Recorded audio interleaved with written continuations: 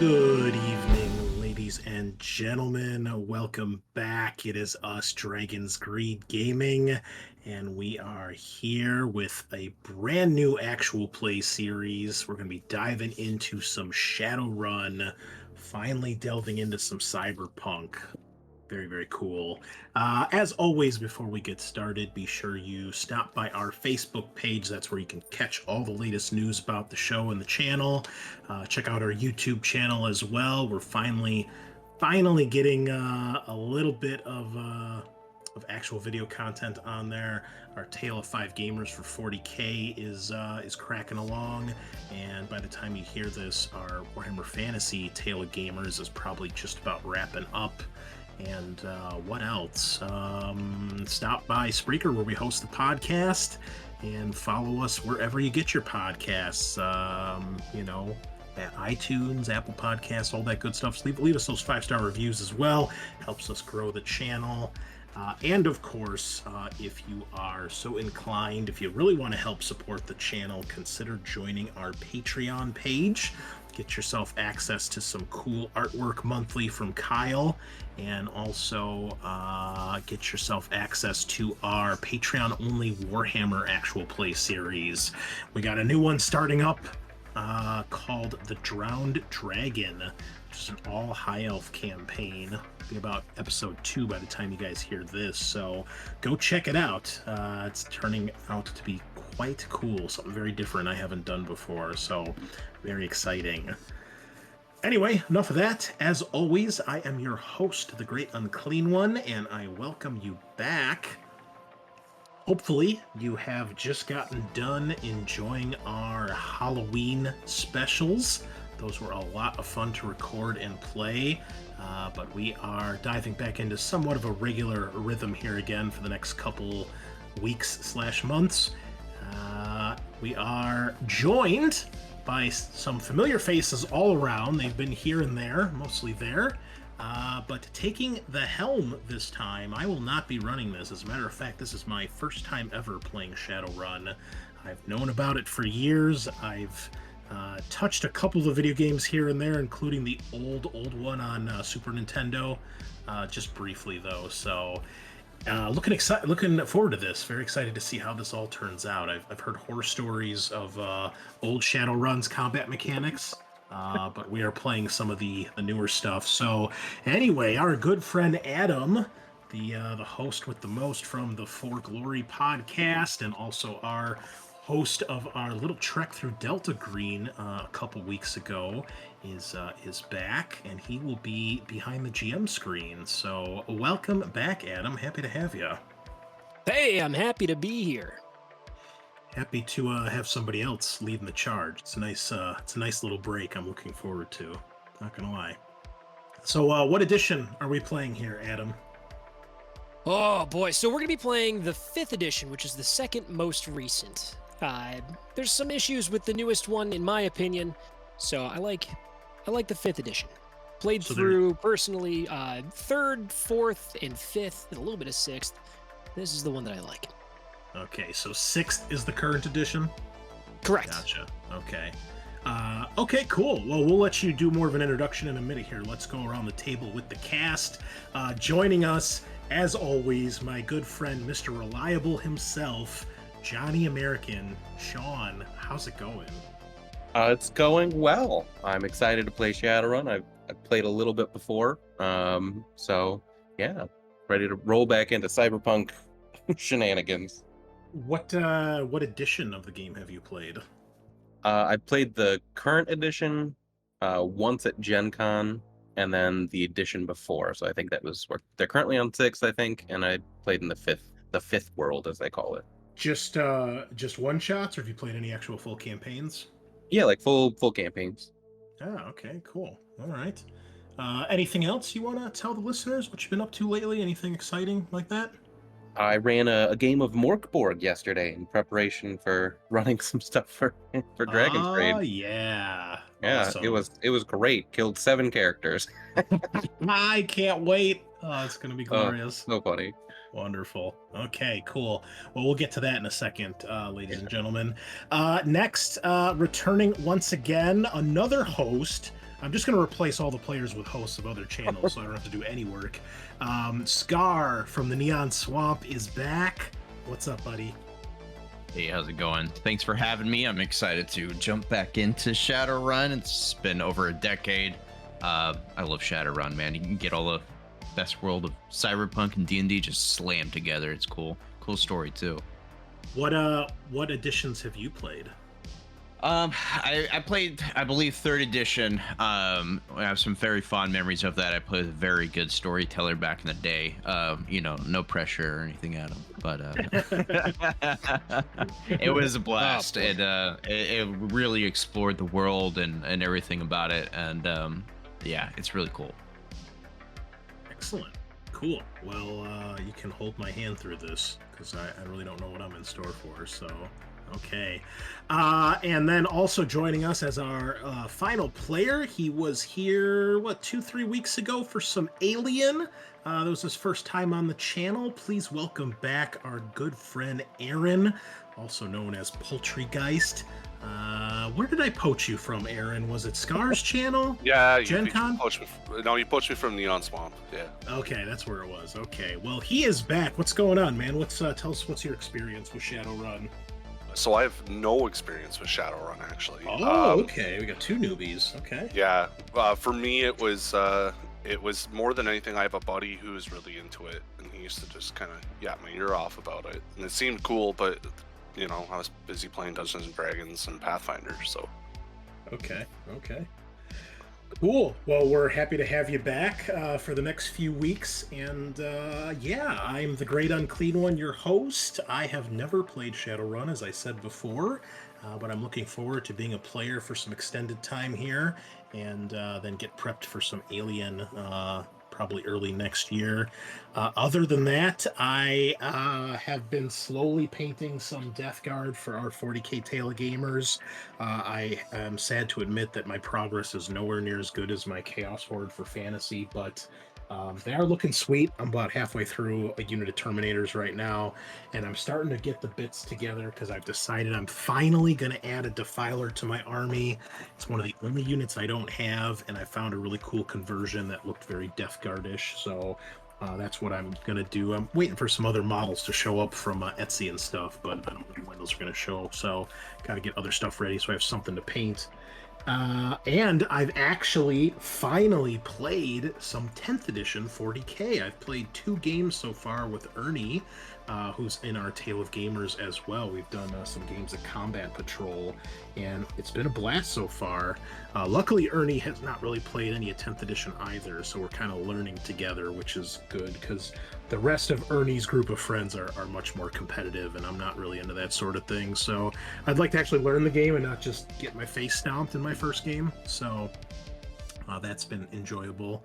And still crushing it in Total War as well. We're running some Kolic Sun Eater right now, taking over the world, and chipping my way through, what the fuck's that game? Days Gone.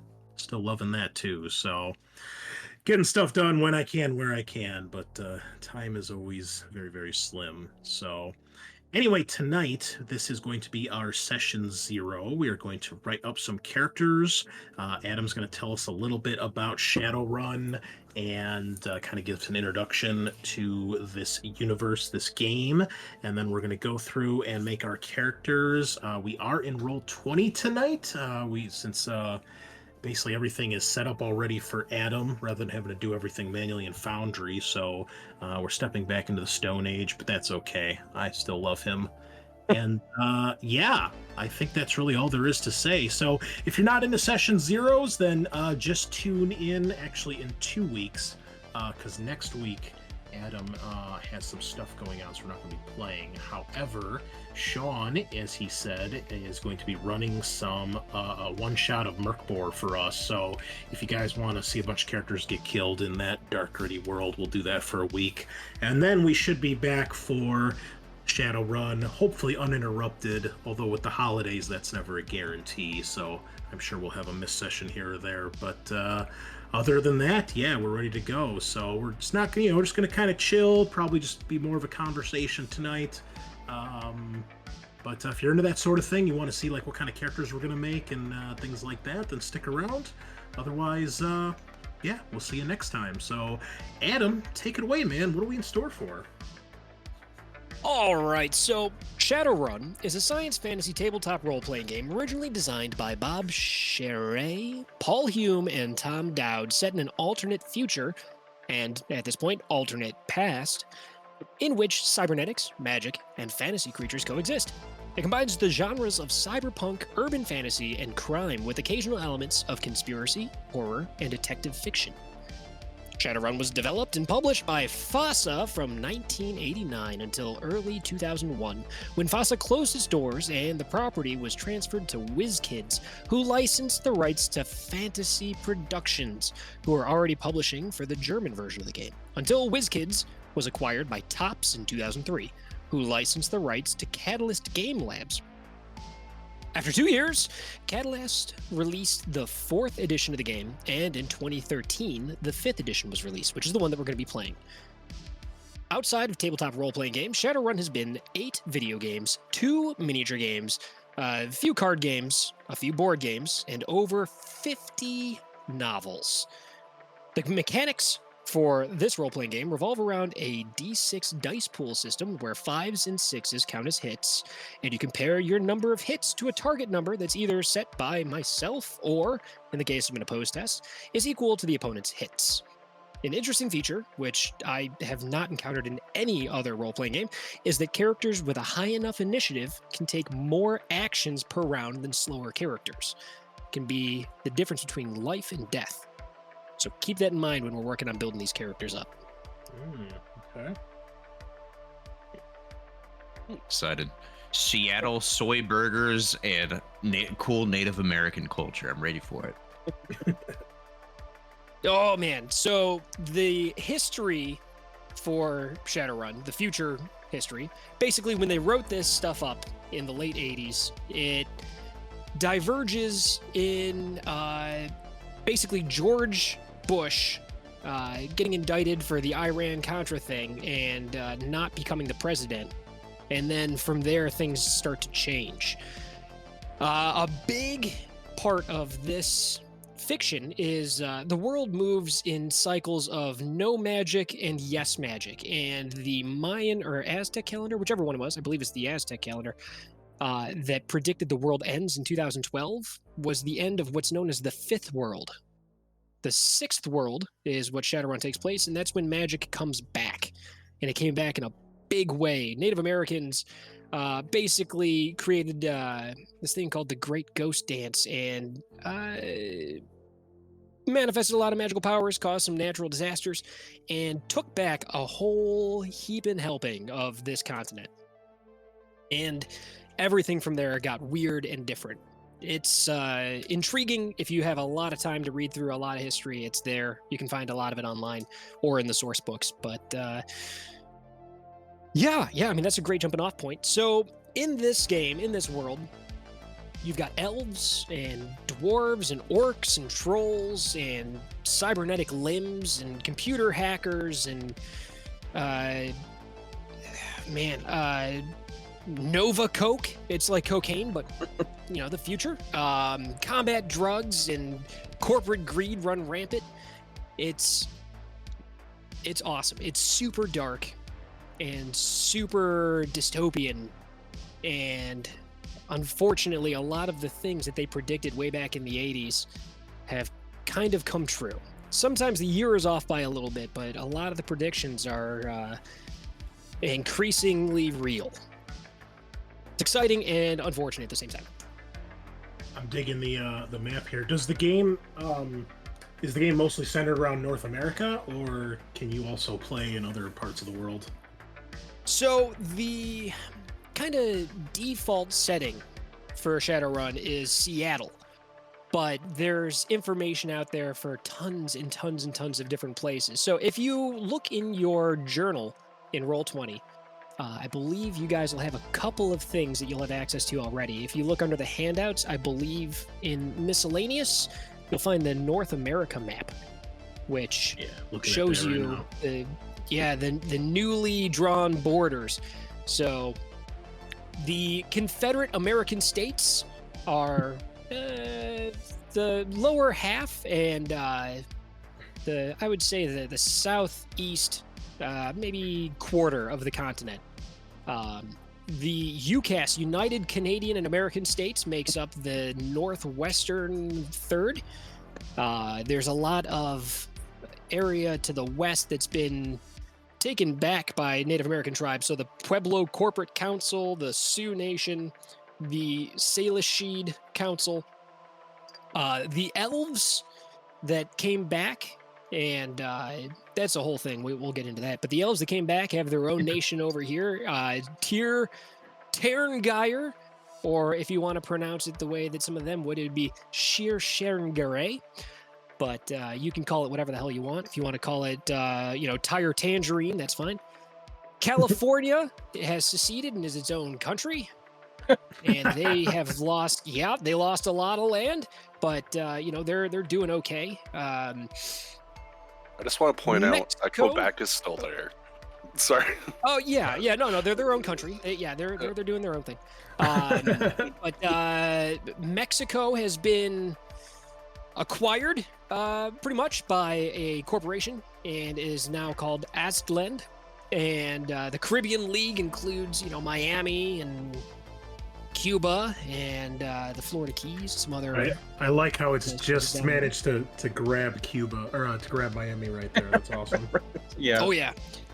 And another fun thing, if you look really close up there, Seattle is inside the Salish Council area, but is still part of the United Canadian and American States. On its own. I see that, yeah. Yeah, it's kind of its own little island. And is the Salish Council, is that Native American as well? Yes. Okay. Yes. Cool. And all right. Yeah. But yeah, there's books out there. You can get information on playing in,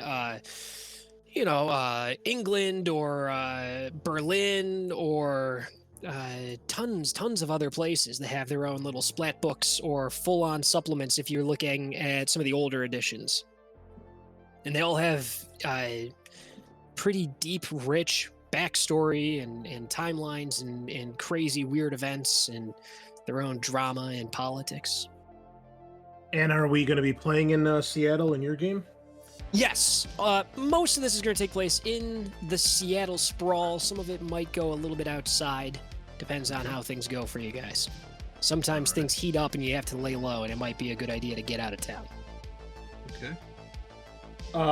Do you want to tell us at all about your campaign at all that we should know about before we make characters? I don't know if you had an order you wanted to go in as far as how you want to do this. So, a little bit of information. So, the timeline, one thing that's interesting with Shadowrun is the timeline in fiction advances along with our real-life timeline, just like the Judge Dredd comic books. So, every year that passes in real life, a year passes in Shadowrun. So, This game we're going to be playing in takes place in the year 2076, which is, I want to say, 6 or 7 years ago. It'll take place in the early months of 2076. That is not terribly important for most people, but if you're a huge Shadowrun nerd, you might have some ideas of what's on the horizon. And I don't mean the corporation that runs the media. So, big players in this campaign, the big corporations you guys might interact with to look out for, Ares Macro Technology and As Technology are the two biggest corporations that you guys may be dealing with. So that may color your decision on some things, even if those don't mean anything to you. When it comes time to generate your contacts, it might be worth having somebody that's involved in those companies in some way as a contact. If you try to pick somebody that's, works for NeoNet or Renraku, that probably won't come up. Is Lone Star still in 5e? Lone Star is still around, but unfortunately in, was it 2074? I think it was 2074, maybe 2075. They lost the contract for Seattle. Seattle is now policed by, by the way, the police force is entirely privately owned. The regular police went on strike, and instead of fixing their grievances, they got replaced. So currently, Knight Errant, which is a subsidiary of Ares Macro Technology, it has the current contract for policing the vast majority of the Seattle sprawl. I'd ask since they're from Texas, so Yeah, there you go. So, we're going to be doing characters generated using the traditional priority system for 5th edition Shadowrun, which is pretty unique. I don't think I've played another role-playing game that uses a system like this for making the characters. So, the way it works, there are different categories. There's your meta type, or in other games, that would be like your race or ancestry. There's your attributes. Your magic / resonance, but for this game, I am going to limit you guys from playing any kind of technomancer or hacker or decker, just because it creates a division in gameplay where it becomes a one-on-one thing with the hacker while the rest of the party has nothing to do, and I want to avoid that, so I'm going to strike that as an option. If you guys need a hacker, it's going to be an NPC you hire. So, where was I? Yes, your meta type, attributes, magic rating, skills, and resources. So resources is, your money. So you've got those 5 categories, and you have 5 priorities, A, B, C, D, and E. So what's most important to you for your character is going to be your A priority, which will give you the best options in that category. So what I would recommend for building your character, there's a website called Ome. It's heyome.github.io. It is a fantastic resource for building a 5th edition Shadowrun character, because it's a little bit complicated. And I assume we're probably going to be going for about 3 hours. I'm hoping we can get through character creation in that time. Yeah, that's the plan. You better. I'm hoping. There's a lot of details. This is out of every role-playing game I've ever played. I would say Shadowrun is likely the most crunchy simulationist, or second most, next to some old Palladium games, which were horrific to deal with. That's all right. Okay. Do you want to send us a link for that website? Are we going to use that, or? Yeah, that's what I would recommend. I'll send a link in the Roll20 chat. It'll be there now. Ew. Yeah, I was trying to use this character generator before, and I was thoroughly confused. Yeah, I'll walk you guys through it. So, if you follow the link, it is, for those of you listening, heyome.github.io, heyome.github.io. This looks about as suspicious as I was expecting. Okay. So, you'll see a table. It'll have horizontally across the top there those 5 categories, and vertically your priorities, A, B, C, D, and E. Okay. So, you'll see where it says metatype. There will be a list of different metatypes: human, elf, dwarf, orc, troll, and a number in parentheses next to it. That number is an extra resource. So that is going to be spent for either your magic attribute or your edge attribute. Now, edge is basically it's like a luck mechanic for the game. So you have the option to use edge in a roll, or you can spend edge points to re-roll stuff. So having a high edge is super cool, but there's a ton of other stuff going on in the game. So you have to kind of decide where you want to put your priorities. The next category is your attributes. That's just a number. That's how many points you have to spend in your attributes. Attributes are kind of like I think they're still called attributes in like Dungeons and Dragons, where it's, your strength, dex, con, wisdom, intelligence, and charisma. But in Shadowrun, you've got body, which is basically how durable you are. Agility, which is how nimble you are. Reaction, how quickly you react to stuff. Strength, your physical strength. Willpower, which is your mental fortitude. Willpower is important for determining how much non-lethal damage you can handle. Logic, raw mental computing. Intuition, which is basically being able to figure shit out. And charisma. Before we go any further, Adam, Yeah. does everybody have a character sheet? Because I only see one for myself and Aaron in Roll 20. I will assign the other two right now. All right, because that might help. And then,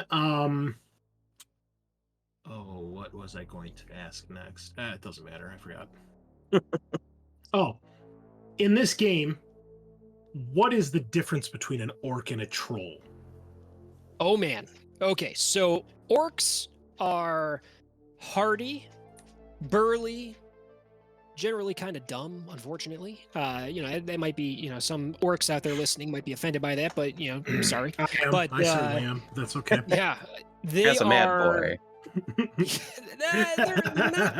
they're not like Warhammer orcs. They're I mean, they can be silly. I've got nothing against that, but they're fairly tough. They're the second most populous of the meta types. Trolls are fucking huge. Trolls are very big. They've got horns. They've got dermal plating. So basically, they're called lithoderms, hard, bony protuberances that protect them from harm. And they are big enough that they have +1 to their reach, which means that they are better at fighting up close. So are they Trolls they're huge? Are they a size category bigger than other characters then, like in other RPGs? If that was a thing, yes, they would be. Okay, gotcha. Okay. What I find fun about trolls is that everything costs more for them because they're so large that they have to It's true. get custom showers and cars and stuff. So their lifestyle costs are twice as expensive as anyone else's. Cool. Yeah. Okay. All right. So I'm assuming we assign one of these priorities to one of the five The things. categories. Categories. Yes. So the way that works here in this editor in Ome is if you click on, where it says attributes, you see 24 under A. If you click on that, it'll light up.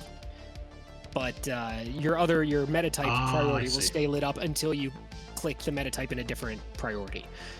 So before we start picking priorities, let me go over a little bit more information here so that you don't end up unhappy at the end. So under magic is anybody thinking about playing a magic-y character? No. I was, yeah. You said. Sorry, go ahead. You said no hacking, right? So no technomancer, Decker. Yes, correct. Then I will probably go magic. Okay. So if you look at it, it says mage and mystic or adept or aspected. Yeah. So that can be a little confusing if you're not familiar with it. So a mage is somebody that casts spells or does alchemy or enchanting or summoning spirits and things like that. A mage has access to all of those options. The next thing where it says mystic is a mystic adept. That's somebody that can cast some spells and also channel magic into themselves to boost your own attributes, skills, talents. Kind of like a fantastical monk, somebody that's able to run up the side of a building or punch a hole in a wall. That would fall under adept. So a mystic is a mystic adept. It's half mage, half adept. It's a little hybrid. Aspected is like a mage, except you only do one kind of thing. So you could be just able to summon stuff, just able to cast spells, just able to perform rituals, just able to do alchemy. So you're but really good at that particular thing, though, right? Not necessarily. You could be a really crappy aspected mage. So if you put your magic priority as D, you could be a really basic aspected mage. But if you are putting it at B, you could be a fantastic aspected mage. And if I'm reading this correctly, if you were to choose D, for example, you actually couldn't be a mage or a mystic or a technomancer, correct? Correct. Okay. So in order to be some of those other things, you have to have a higher priority for the magic resonance category. That's correct. If you put Gotcha. E, your lowest priority, which I think, Chris, is what you want to do, you don't have any of it. You have no access to it. If you don't start off with one of those magic descriptors on your character, you can't get it. You can't advance into it later on. And then it looks like the same thing. Like if you want to play an orc or a troll, you have to have a higher assigned priority for your meta type. Like you can't be one if you're a D or an E. Okay. Yes, because why would we not start with better at priority A or B? Well, you can. You put A into everything. Everybody's going to have a priority: 1B, 1C, 1D, and 1E. It just depends on which thing you want to have as your highest priority. Okay. So and then so far. skills. So skills. It shows if you look at this under A, it says skills. You have 46/10. So this is where it starts to get a little crunchy. So it's 46 points to spend in skills, 10 points to spend in skill groups. So certain skills are put into groups that if you boost the skill group, every skill in that group goes up by that amount. But it has to be the skill group. So if you have, let's say you choose to have the firearm skill group and you get that to 4. If you advance just pistols, then the skill group has been broken and you can no longer advance it as a group. You have to advance every skill individually. It's a little bit cumbersome, but think of the skill groups as something that your character is okay at as a group rather than trying to specialize in something. That's Gotcha. I feel the best way to select your skill groups. And then resources is the last one. That's your money. That little Y with the lines through it, that's new yen. That's the prevalent currency in Shadowrun. Okay. And you will spend that money to buy guns, swords, armor, cybernetic enhancements, biotechnology, clothing, lifestyle, drugs, buying spells or summoning focuses, or cars, motorcycles, hovercraft, I don't know, a party bus, whatever you want to spend money on. All right, question. What, in this game, mechanically, what is the benefit to having higher attribute or skill totals? So the way that this game works mechanically, you have a dice pool. It's all 6-sided dice. Mhm. You would add your appropriate attribute and your appropriate skill together. So let's say you've got a 4 agility and 5 in pistols. You're rolling 9 dice when you're trying to shoot someone with a pistol. Gotcha. So- okay. And you said it's 5+ to get a success? Yep, 5, 6. Okay. So it's like Alien, but not as punishing. A little bit, yeah. Yeah. It's kind of like that. One success is not always enough though. Sometimes Okay. you need multiple to succeed. Okay. And it's also almost more punishing because, like, if you roll a 1, then there's always something bad that's going to happen, even Well, if you succeed. Love it. Yeah, so well, that's not just one. So if you have half of your dice pool comes up as ones, you have what's called a glitch. So something bad happens. If you still succeed, you succeed, and something bad happens.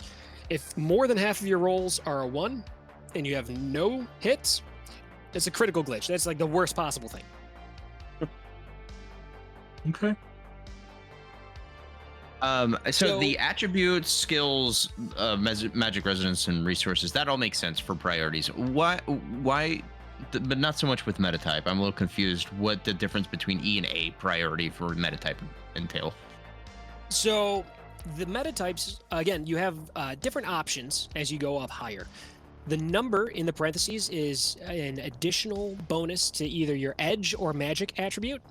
So where it says like human 9, the maximum edge you can have as a human is 7. So you would have 7 edge and 2 magic. So that's the only reason you'd want to pick a human.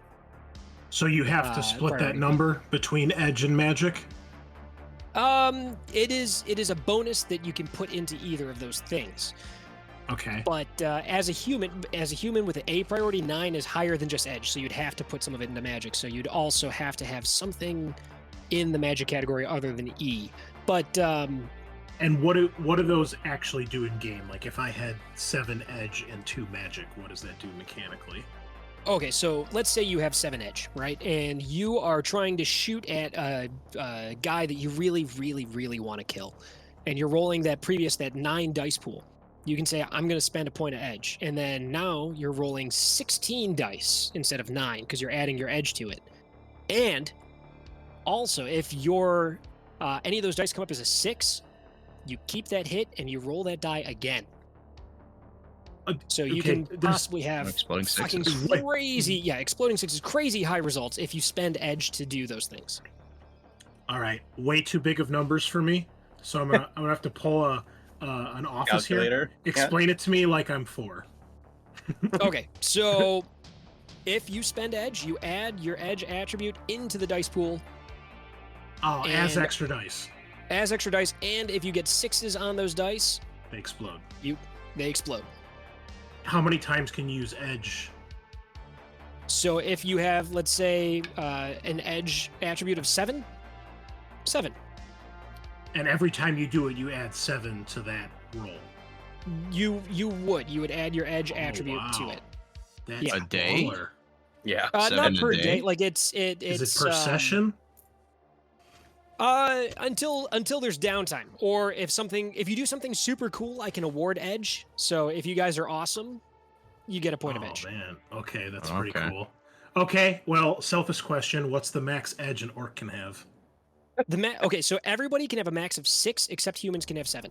So that's the reason that the certain meta types are a higher priorities, because they start off with better stats and have higher maximums, and a lot of the time a higher minimum. That's fine. Hey, what did you say So- the benefit of having like more than what you're a lot like? If I have an 8 as an elf, what did you say the benefit of that would be? So, like I said, an elf can only have 6 edge, so you'd have 2 other extra points that would have to go into magic if you picked Gotcha. a priority Eh. and picked elf for your meta type. And how does the magic points work in that case? Okay, so let's say you're trying to cast a fireball, right? You would add your magic attribute. So in this example, it's 2 plus your spell casting skill. Let's say that's 5, so you're rolling 7 dice to try to cast that fireball. And that's always every time you cast a spell, basically. Yes, you would. It's the attribute and then the skill that's associated. Okay, gotcha. And then if you want to go nuts, you can add your edge into that too, and then add those dice too. Oh yeah, okay, I see the crunch. I'm feeling it. A I'm human sad that yeah. they didn't mage streamline attribute. hacking, man. It's so the issue isn't that it's not streamlined. It's just that it's cool. Like the whole concept of it, the way that they do it, it's very in depth and very interesting and exciting and fun. But like, there's gonna be one guy that's doing it, while everybody else is just hanging out. So it's the pizza time issue. So the idea is, while somebody is hacking, the rest of the people that are playing the game leave, they go get pizza, they have dinner, and they come back. So this way, I mean, yeah, I I like pizza. but I don't know. I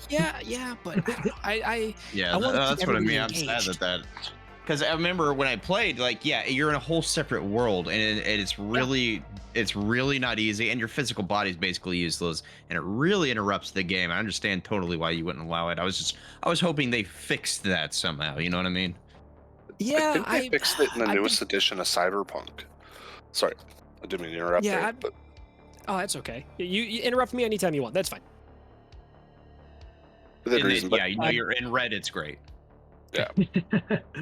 Yeah, Okay. I've got that book. I haven't really gotten to play it at all yet, but yeah, it's you could streamline it, but I feel like streamlining it in Shadowrun would kind of kill it. The beauty of it is that parallel world, the Matrix, being able to be in there and experience all the weird shit that's going on in the Matrix. Yeah. But It is It- really cool. Well, let's keep moving along here if we got a lot to do. So there's a hell of a lot to do. So Yeah, so the first thing you'd want to do is you want to come up with an idea for who your character is and then build the character's stats to meet that. So as a Shadowrunner, you're basically a criminal for hire. So whether you're like a hitman or a burglar or something like that, you do crimes for money.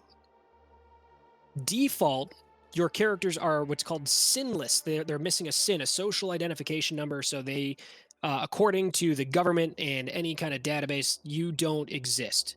You were born off the record. So Cool. you can't Okay. you can't get a job. You have no social security number. You can't get a real job. You can't pass any borders or anything like that. If you show up somewhere, you're going to get arrested. So the only way to really make ends meet is, So think about what kind of criminal you want to be. So once you've got an idea, you can look at your different meta types, whether you want to do magical stuff or what, and start building from there. Should we take a minute to maybe discuss what everybody's thinking of playing, so we don't end up with 4 mages. four mages or four troll warriors? Hey man, troll decker is the actual way to go. Okay. Okay. Hey man, We got dude, told we're not allowed to be deckers. I Yeah, believe it's in true. you. Well, I'm gonna play an orc, and I envisioned him as kind of like a bouncer. So he's probably gonna be like a fisticuffs, get in your face, and if I can get my hands on a firearm, it'll definitely be some sort of shotgun or large pistol, like a magnum. Okay. A street sweeper. Yeah. No, I was thinking like a sawed-off, like a biker gang orc. Oh, okay. Basically, is kind of what I'm Oh, thinking. you just want to yeah. play Days Gone, but as an orc. Yeah. I get Yeah, it. Yeah. but his I'm job is a clear. bouncer. He's not part of a motorcycle gang. He wears a leather jacket and rides a motorcycle. Okay. But and hopefully Cool. I'll get some cybernetic parts at some point. So I will have no magic. I'm definitely going to put my magic as E, and I'm probably going to do meta type as B because the edge points sound really cool. And then I'm probably going to stack my attributes with the A, I'm thinking. So Okay, so then that just leaves your C and D. So one is going to be skill, and the other is going to be resources. So if I'm you probably want to going to do, do skills as C and money as D is what I'm thinking.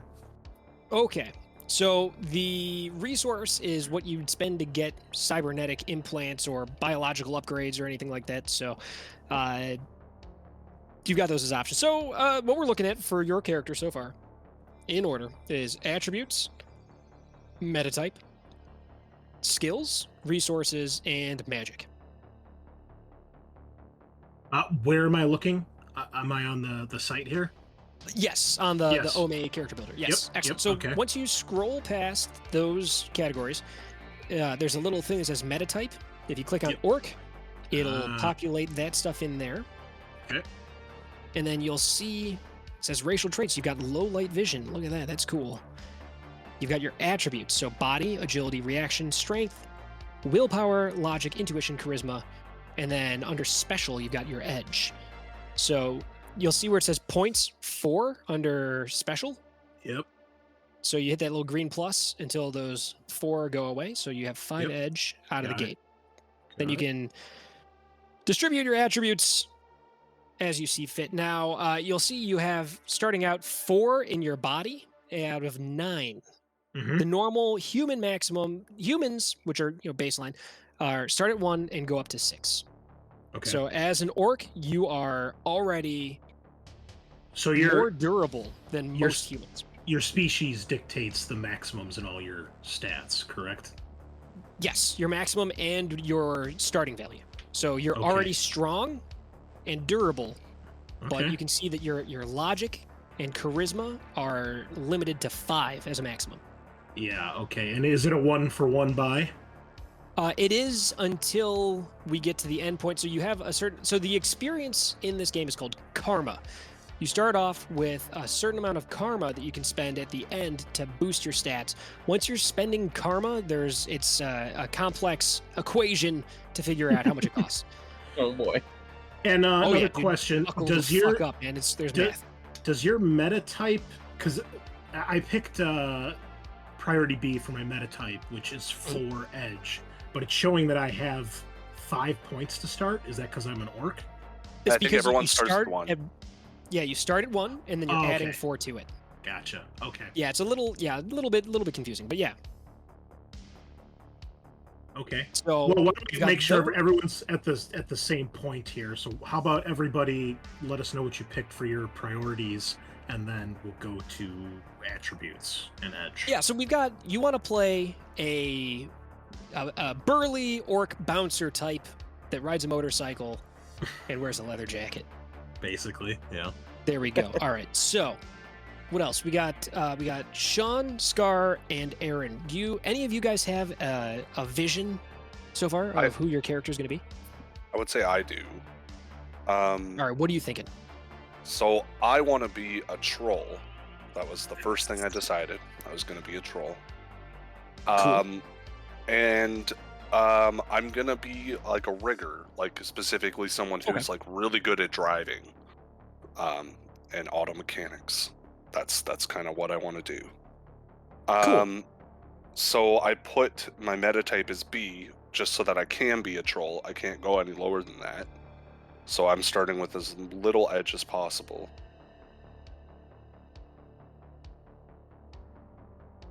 All right, so as a rigger, I would personally recommend your resources should be your A priority.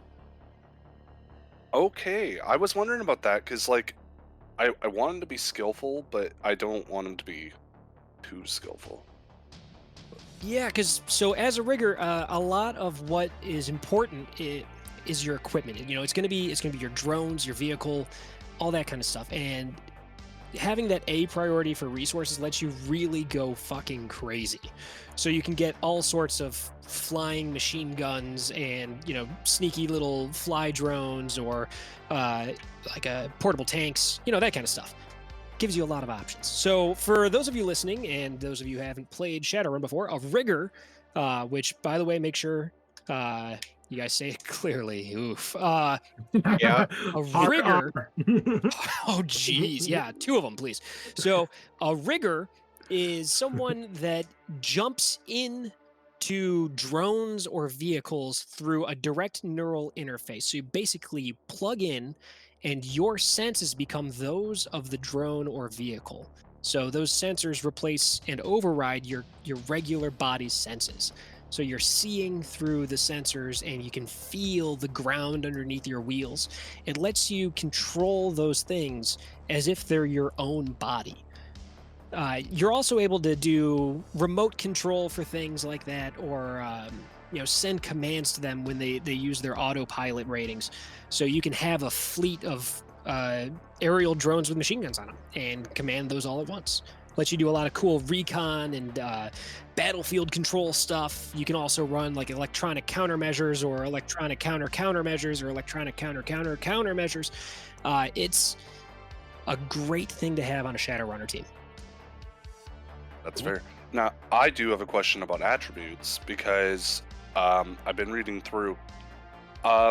Logic would be used for like a lot of repair checks, but reaction, what does reaction do? Is that what I would use to drive, or is that agility? Yes. Reaction is used for driving. Reaction is also a big part of your initiative. So reaction and intuition are what determines your initiative. So if you have a high enough initiative, you get to take more actions. You get to act in additional initiative passes. So that's pretty important too. Yeah. But for a rigger, reaction and logic are huge. Okay. Yeah. Just because I'm going to go through and assign my attributes while everyone else is doing their things. But Adam, in the rule book, where do I find a description of the different attributes and what they do? You're looking for Okay, page let me- 51. 50. Oh, there you go, I dude. went a little too far. Okay. Thank you. Carry on. Yeah, I got my Um, my leather bound hard copy right here. Whoa, look at this So, try hard. Oh, I love that this is giving me it. a reason to buy the physical book. Like, I love collecting books, but I have to justify somehow. But I'm ordering one this week, probably. Yeah, same. Because correct me if I'm wrong. We're doing like this is gonna be a while we're playing, right?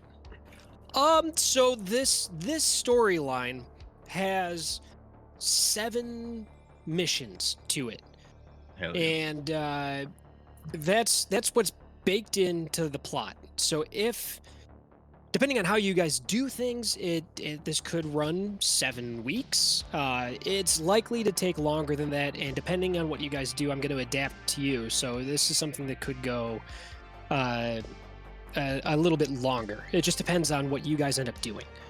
There's a definitive beginning, middle, and end to the plot line. So whatever it takes to get through that is how long it's going to take. I would assume probably... I would say it'd be safe to assume at least 10 weeks, but probably a little bit longer. Cool. Who am I kidding? I bought $50 books just for one shots. All right, so I'm gonna go Mystic. I think Mystic Elf. Elves are my jam in pretty much any scenario. So I'm going A for meta type. I want to be really lucky. B for attributes, C for magic, D for skills, and E for resources because I want to be like an ascetic monk, pretty much. So I would, if you're trying to go for like the monk kind of thing, I would do adept instead of mystic. The Okay. mystic is the combination. So that monk kind of vibe is the adept. That's where you're using magic to enhance yourself. Mystic is going to be kind of a split between that and spellcasting. So it and it's not like I can do a little bit of this, a little bit of that, or like a lot of both. It's like split, like half. Okay. And That's fine. those added powers, some of those are pretty fucking cool. So having more options, more points to spend on that is, I think you're gonna have more fun running straight up adept than mystic. Okay, I'm down for that. Yeah, I'm also going magic, but I'm gonna be like a homeless human mage, kind of what I was Okay. thinking. So he looks probably really grimy and shit, but he can blast a dude away with fucking superpowers. So I'm going, I think, with meta type C, attribute A, magic resonance B, skills D, and resources E. All right, $6,000. It's not a lot. You can't. No. I don't think you can get a car. So, You're gonna have to buddy up with the troll. I mean, he's homeless, Yeah. so it makes sense. All right, yeah. Go to the shelter, There pick we up go. a can of beans and some soup. Last for a few days, we're good. It's also why There we he's doing go. illegal criminal work. Yeah. So what's the primary attribute for casting? Magic, right? Magic. Yeah, magic. So then none of the regular attributes matter for that. Not for casting the spells. So in the system, this out of every role-playing game I think I've ever played, I like the magic system in Shadowrun, I think, best. You have a bunch of different spells that you'll know. So let's just say Fireball, right? Right. You determine basically how hard you want to cast Fireball before you cast it. You'll set what's called the force. Basically, it's like the level of the spell. So that'll determine how effective the spell will be if it goes off. It also determines how draining the spell is for you to cast. So you'll roll to try to resist drain anytime you cast a spell. So the attribute that you use to resist drain is also going to be very, very important for your character. So as a magic-y person, a magician, which is the catch-all term, there's different what's the word for it? Like different like schools of thought on how magic works, different traditions. That's what they call them. So the two most common ones that they go through in the core book are the Hermetic Mage. That's someone who has done a bunch of research and studied and learned how to cast spells by inflicting, or not inflicting, but imposing their will on the mana flow around them to force things to happen. They will use, I believe it's logic to resist drain. And then the other one that they have in the book is shaman, someone that is more connected with the natural world and the spirit world, and they use charisma to resist drain instead. So you can pick either of those things, or you can come up with your own tradition. You can have no tradition, but you have one of the mental attributes which will be used to resist drain.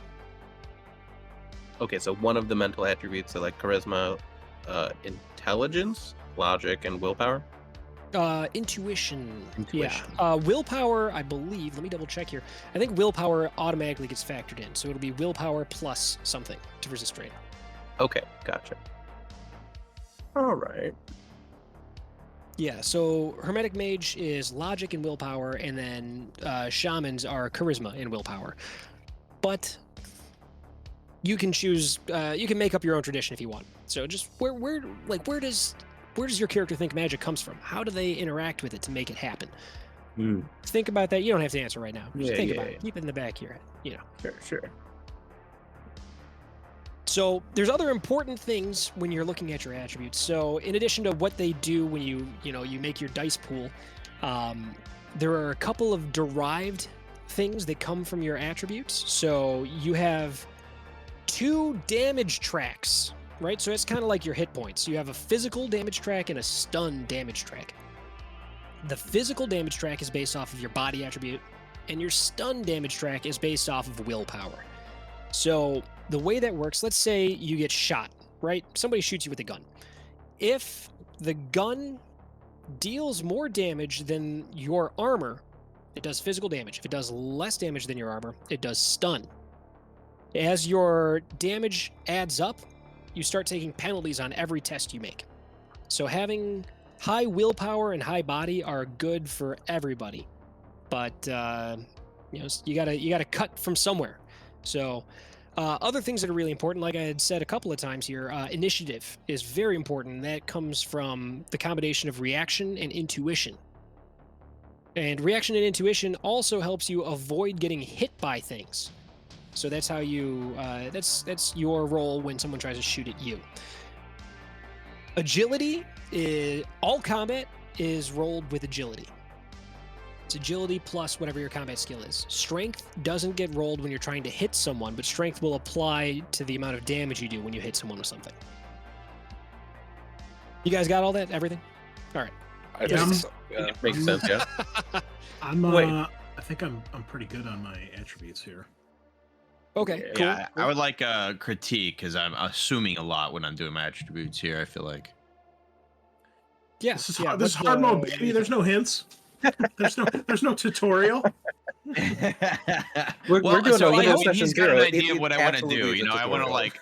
I want to enhance myself and do physical damage and do physical feats that are just enhanced pretty much for me and others, possibly mostly me.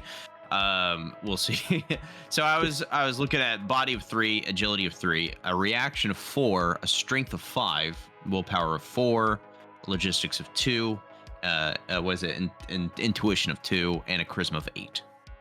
8. So, wow, that high charisma. If you're okay, I'm sorry, I'm not. I can't tell everyone's voice apart just yet. So you're trying to Scaarr. play Scaarr. Are you? Yeah, still. Are you? You're trying to play the adept or the magician?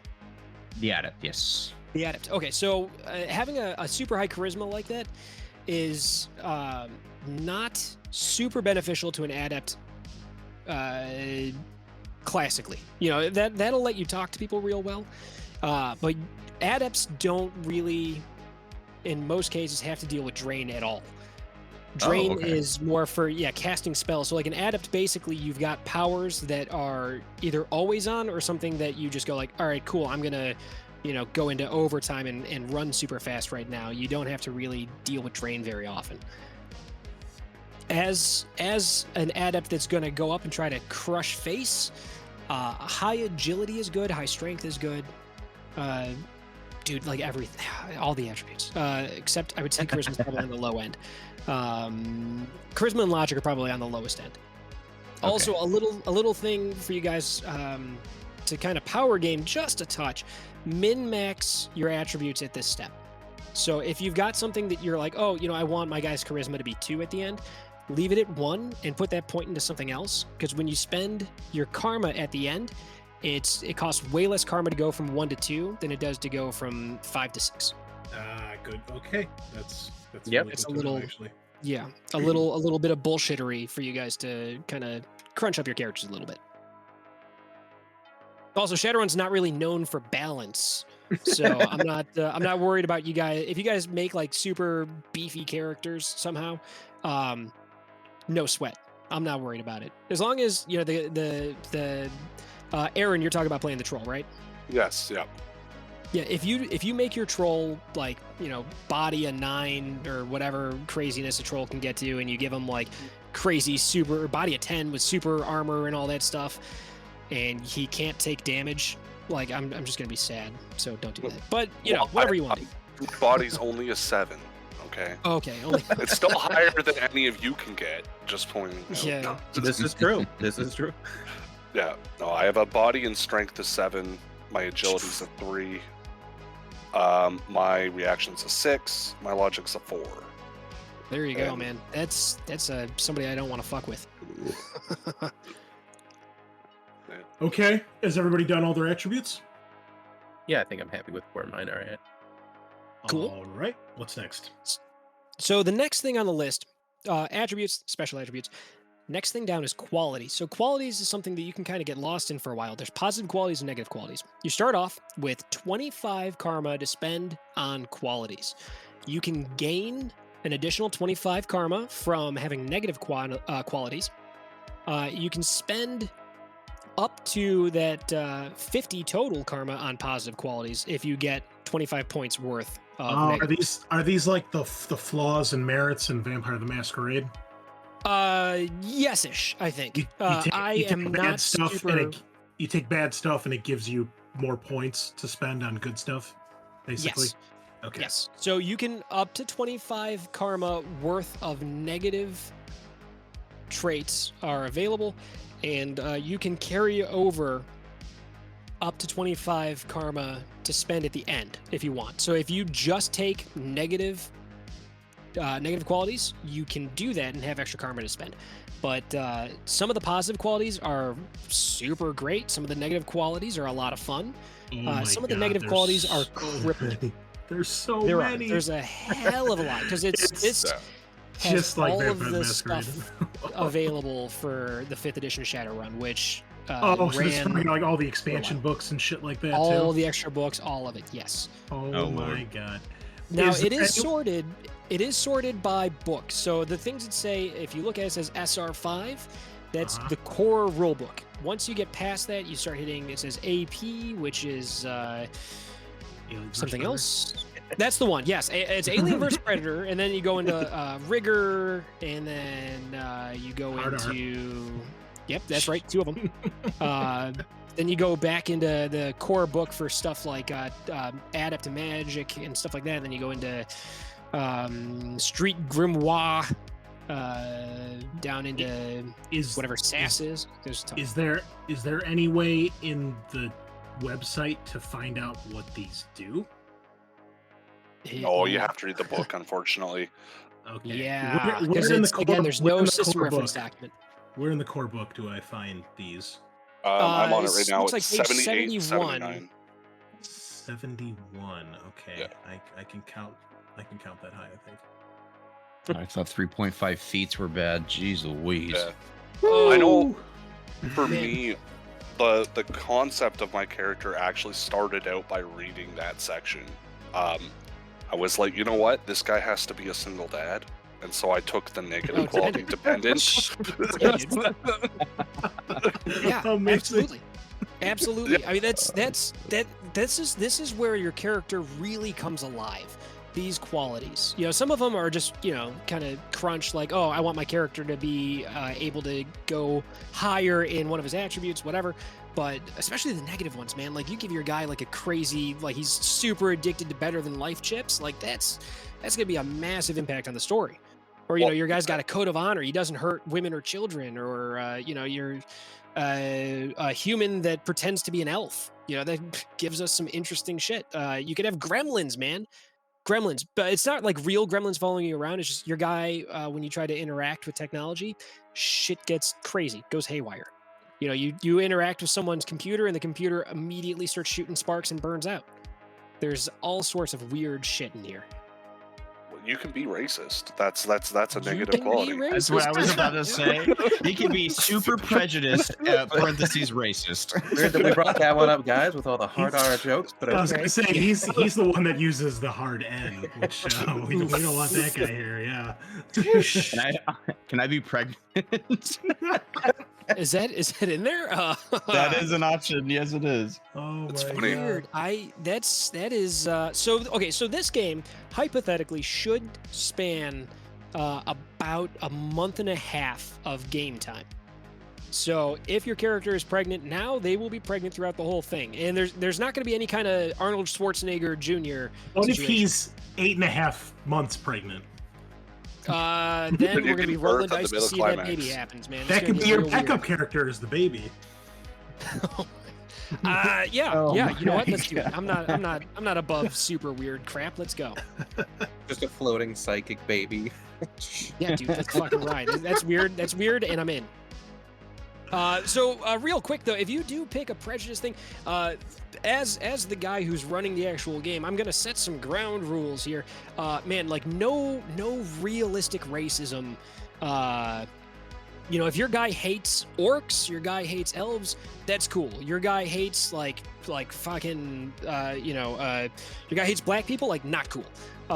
So I'm not into that. Don't be sexist, homophobic, or any of that kind of stuff. None of that. Don't bring up real world politics. If you want to have like in-game politics, go for it. But I don't want to hear people. First of all, I don't want to hear anyone talking about like Donald Trump or Joe Biden ever at any point. Like, I don't want to hear about it. Like, I have to deal with those fuckers on TV and on the radio, and I wish I couldn't. But like none of that. And that's about it. Those are my limitations there. And don't make me listen to country music. Oh, that's I Hey, agree. hey. Hey man, to each their own, but not for me. He's from Texas. We'll allow it. What is a matrix action? So that's something you don't have to worry about. Fantastic, right? So Matrix the internet got replaced with the Matrix in Shadowrun. You're able to you get direct neural interface. You can plug your brain into the computer and experience virtual reality inside your brain.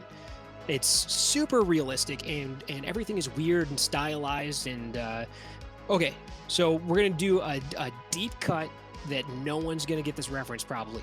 Is anybody familiar with Microsoft Bob? No. No.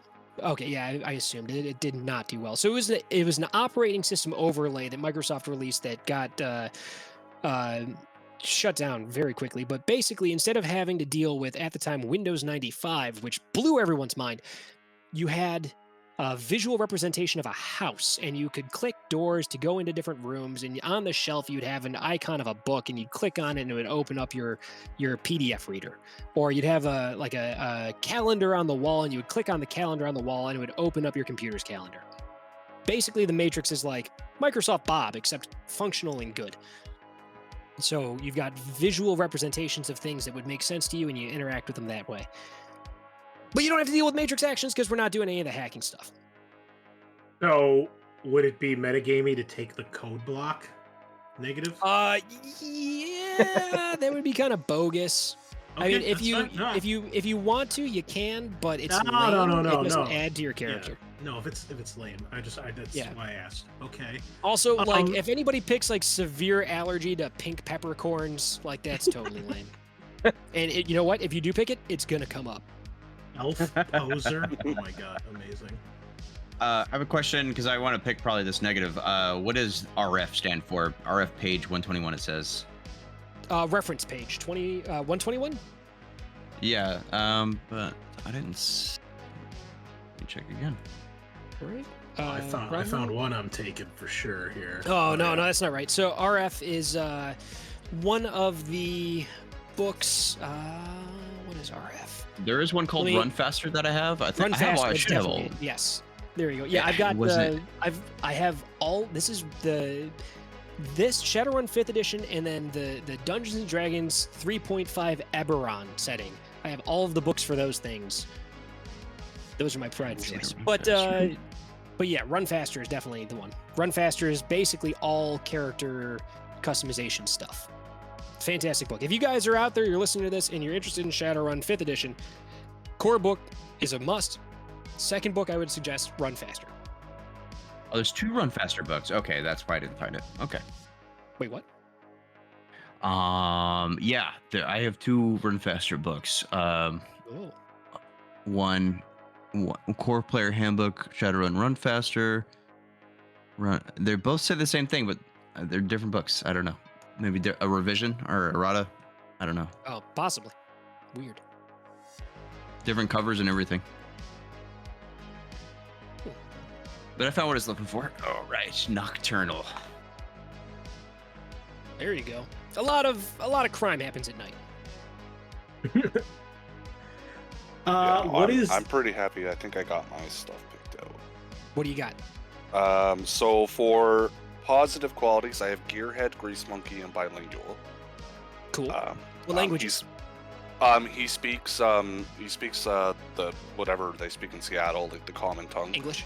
Okay, English. fair enough. And then he also speaks French because he's from Quebec. There you go. Bonjour. No. No, je suis capable de parler français seulement un peu, but just means yes. I can speak a little French in real life. Nice. So yeah, he's bilingual. I figure I can work that in. I had to take it for 9 years in school. Might as well use it for something. Nice. And then for negative qualities, I have a demanding dependent because I have sole custody of a child. And I have bad luck. Oh, brutal. Oh bad man, luck is. I picked bad luck too. Oh man, Yeah. bad luck is. What is bad luck? When that kicks off? Oh man. So when you use edge, you roll a dice, and on a 1, the point of edge is spent, but it has the opposite effect. Oh, jeez. So, Yeah. for example, Yeah. if you hope to gain additional dice, you instead lose that many dice. Oh, Yeah, bro. like you got a 1 in 6. You got a 1 in That's 6 cool. shot of it That's going off, cool. and when it goes off, like, oh man, is it bad? Yeah, but in my mind, like this guy is kind of a fuck up. Like that's why he's doing what he's doing. Like he tries real hard and he wants to be good, but he just keeps fucking up. So he's got that. I love it. I love it. Adam, distinctive style. So something about you really stands out, and whatever it is, you can't hide it. So, I had a guy playing this game once who was like, oh, he's got this big ass tattoo on the side of his head. And I'm like, all right, cool. And he's like, he wears a helmet. And I'm like, no. Okay. In my mind, You it guys would are be gonna like love- you have like a giant fluorescent neon pink tattoo across your entire chest or Well, something like. I was gonna ask if I could do something like a mohawk or something, like an obnoxiously huge mohawk. So yes, but if you try to put on a helmet, like your dude cuts a ridge, like a hole in the helmet for the mohawk to stick through. Oh hell yeah! Like, No, that's- I'm not. like, yeah, No, I'm not looking to get Yeah. negatives here to game the shit. No, yeah, not at yeah, all. Absolutely, Not at all. absolutely. Also, check this out. If you want to get nuts, like why not have some fiber optic lights implanted into your scalp in that Done. mohawk? Sweet. Let's get Oh, Fucking neon Dude. pink mohawk, dude. Instead of the nails that Snorri had in Troll Slayer, I'll have just light tubes that make up my mohawk. Ooh, yeah. Fucking Like- rad. I love it. Okay, you something guys are like gonna that. love the negative I'm taking. I'm taking Oh, for a Shadowrun. It's the best. It's the best negative to take for Shadowrun because it's the worst. One of the worst. I'm going to be pacifist. Oh. I'm an ascetic. Ooh, that is gonna make things difficult for you. Well, I looked Not at for it, me. it just like it's pretty much said like unless it's in self-defense, so I can't be a murder hobo. I have to do it in self-defense to defend people, us. So you guys want to do assassinations and stuff like that? I won't. How many I may not negatives be able can to you take, Adam? Up to you can well you can take as much as you want. You can get karma for up to 25 points worth. Okay, so totally can have 50 points. Well, 25 points of negatives and then up to 50 points of positives. And then if you go, like I said, you can carry over up to 25 points of karma from the negatives into the end phase when you're editing your character at the end. Okay. How do I? All right, I think I'm gonna take bad luck and distinctive style as my negatives. I think that's enough. What is I did the, want to ask Adam. He was asking about what kind of game we're doing, but I really don't want to be a hindrance either to too much. We're not going to be hitmen or anything like where pacifists would really fuck the whole thing up. Are we? No. I mean, like there's out of all of it, there's like one situation where it's like, hey, look, you need to kill someone. We'll work with it. So I'll carry the yeah, cross for you. Yeah, the other Yeah. three of us will we'll take that deal. It's okay.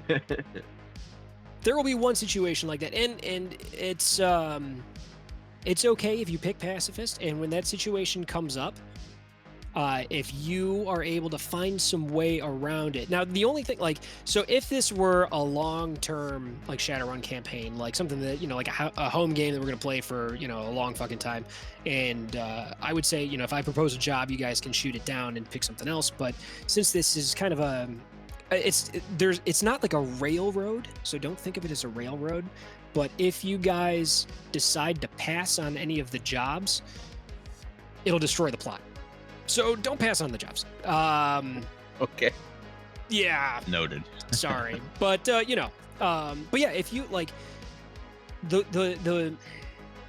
if you're able to convince other people to not kill this dude but still complete the job in a different way, totally cool, awesome, even exciting, and possibly fantastic. But there's only one situation that's gonna come up that's like, hey, look, violence is required.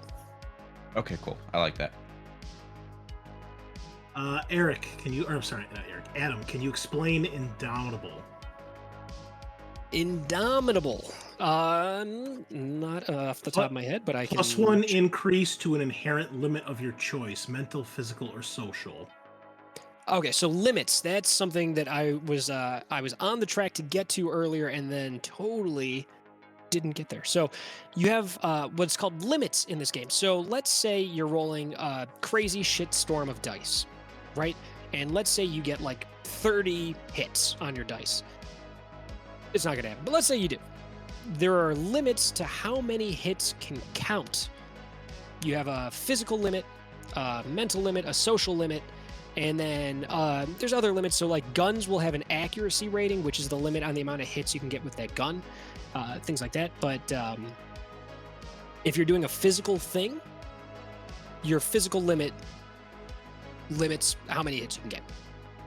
I know I just said the same like 3 words over and over, but hopefully that makes sense. Okay. So your physical limit, let me find where that is in this book, because the calculating those limits is kind of important when you're determining your attribute array. I don't remember where it is in the book. Guys, I haven't played Shadowrun in a couple of years, and I am very excited to play this again. I love the setting. I love the crunch and the simulationism. I don't know what you want to call it, but it's exciting. It's fun, but I'm a little rusty on it. I apologize. That's okay. Page 47 or 66. I'm going to guess 66 is the one that I want that gives you the calculations. Everybody brought a calendar. You don't need a calendar. Everybody brought a calculator, right? You got it. All right. Also, I don't know if you guys have ever read anything about Scientology, but every time I'm dealing with don't turn off the show. But every time that I'm looking through this, there's always like see page this, see page that, and every time I'm looking at it, I'm like, okay, see Dianetics, page 35. But let's see. Okay, yeah, it says 46. So you go to page 66, and then it tells you to go to page 46. These books are horribly edited. Catalyst, you guys, I know you're listening because you guys aren't working on making new Shadowrun stuff, but man, get an editor, proofread, and just fix the layout of your shit, man. Like, the game is awesome, the setting is awesome. Hire a competent editor, please. Oh my! There's a quality called will to live. Is there a negative to that one? No will to live. I just want to die. Ready to die. No. Yeah. It is a reckless one I saw. There's one that makes you more reckless. Oh, I must have missed that. That's tempting, honestly. Okay, so page 46. Okay, so it carries over to page 47, and then says see page 51. We're getting there, guys. We're getting there. There's your attributes. It's like a choose adventure. I was just book. gonna say. Yeah, right. If you want to see the next attribute, go to page 33. Yeah. You motherfuckers. And it's not there. And it's not there. Oh man. So I'll get there, but I know your social limit is like charisma times 2 plus essence. Oh, by the way, we haven't talked about essence yet. Essence is like an additional attribute that you have that starts off at 6, and as you modify your body, it goes down. So when you replace your arm with a cybernetic arm, you lose essence, which basically means you're less you than you used to be. And essence limits your maximum magic. So let's say you get a cyber arm, right? And your essence drops down to 5. You can't have more than 5 magic. So it really kind of fucks you up.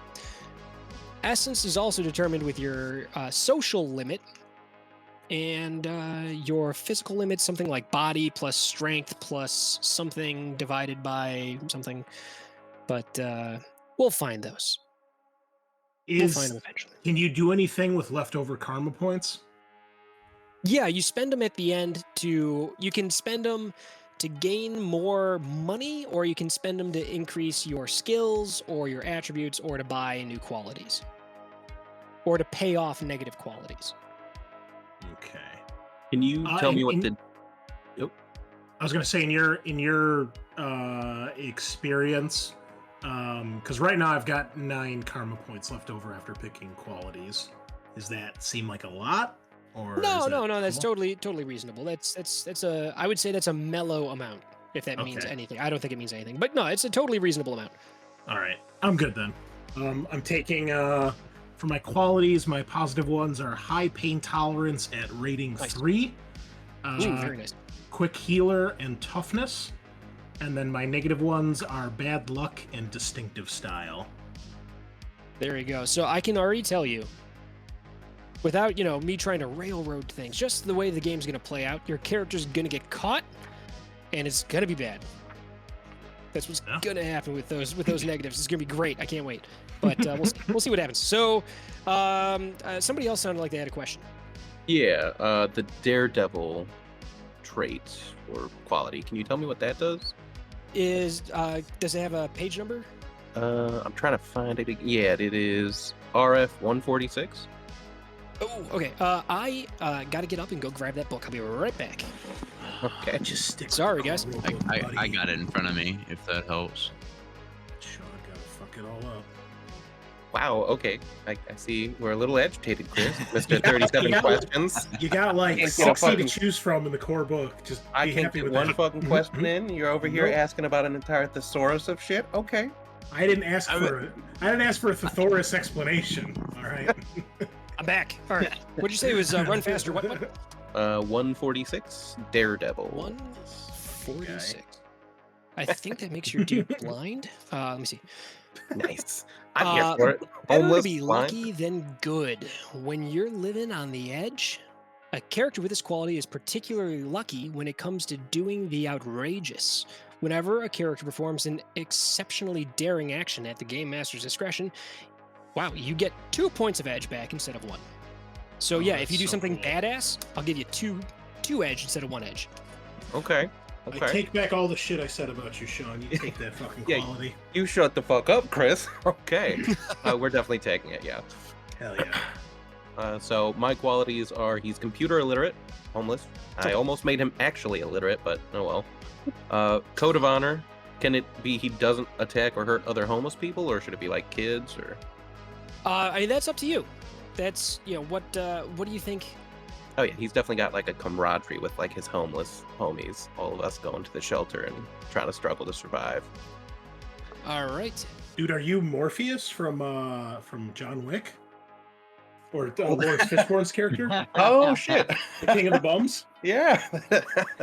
I was thinking like homeless emperor from the One Punch Man manga, but okay, very similar. Then he went with blandness, so he can blend in, and people. No one wants to look at homeless people when they're just kind of walking by. Everybody just doesn't look. I get it. And then guts and daredevil. Oh man, so he's a badass. What's Guts do?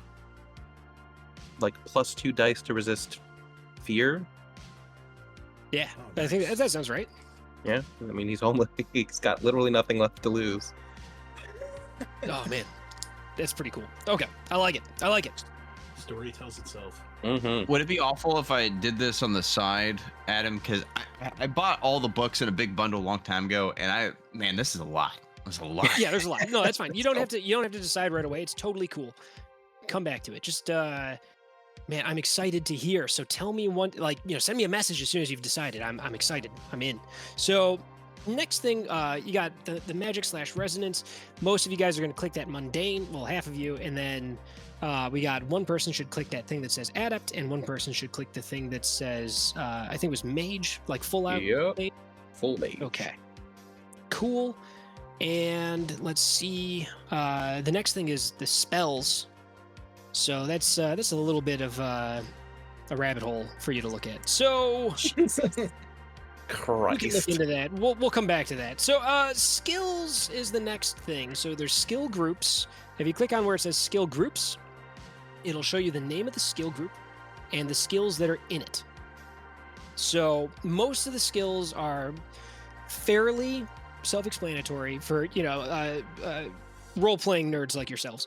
Some of them might be a little weird. If you have a question about any of them, let me know. Be happy to answer. Con, for example, is like conning someone, not like your constitution.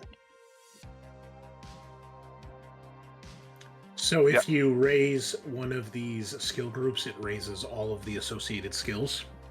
Correct. And you'll have a certain amount of skill group points based off of your priority. So that's the second number after the slash. Okay, I gotcha.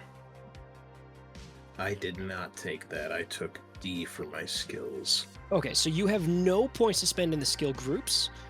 So you'll have individual skills. It says active skills. They are sorted by their associated attribute.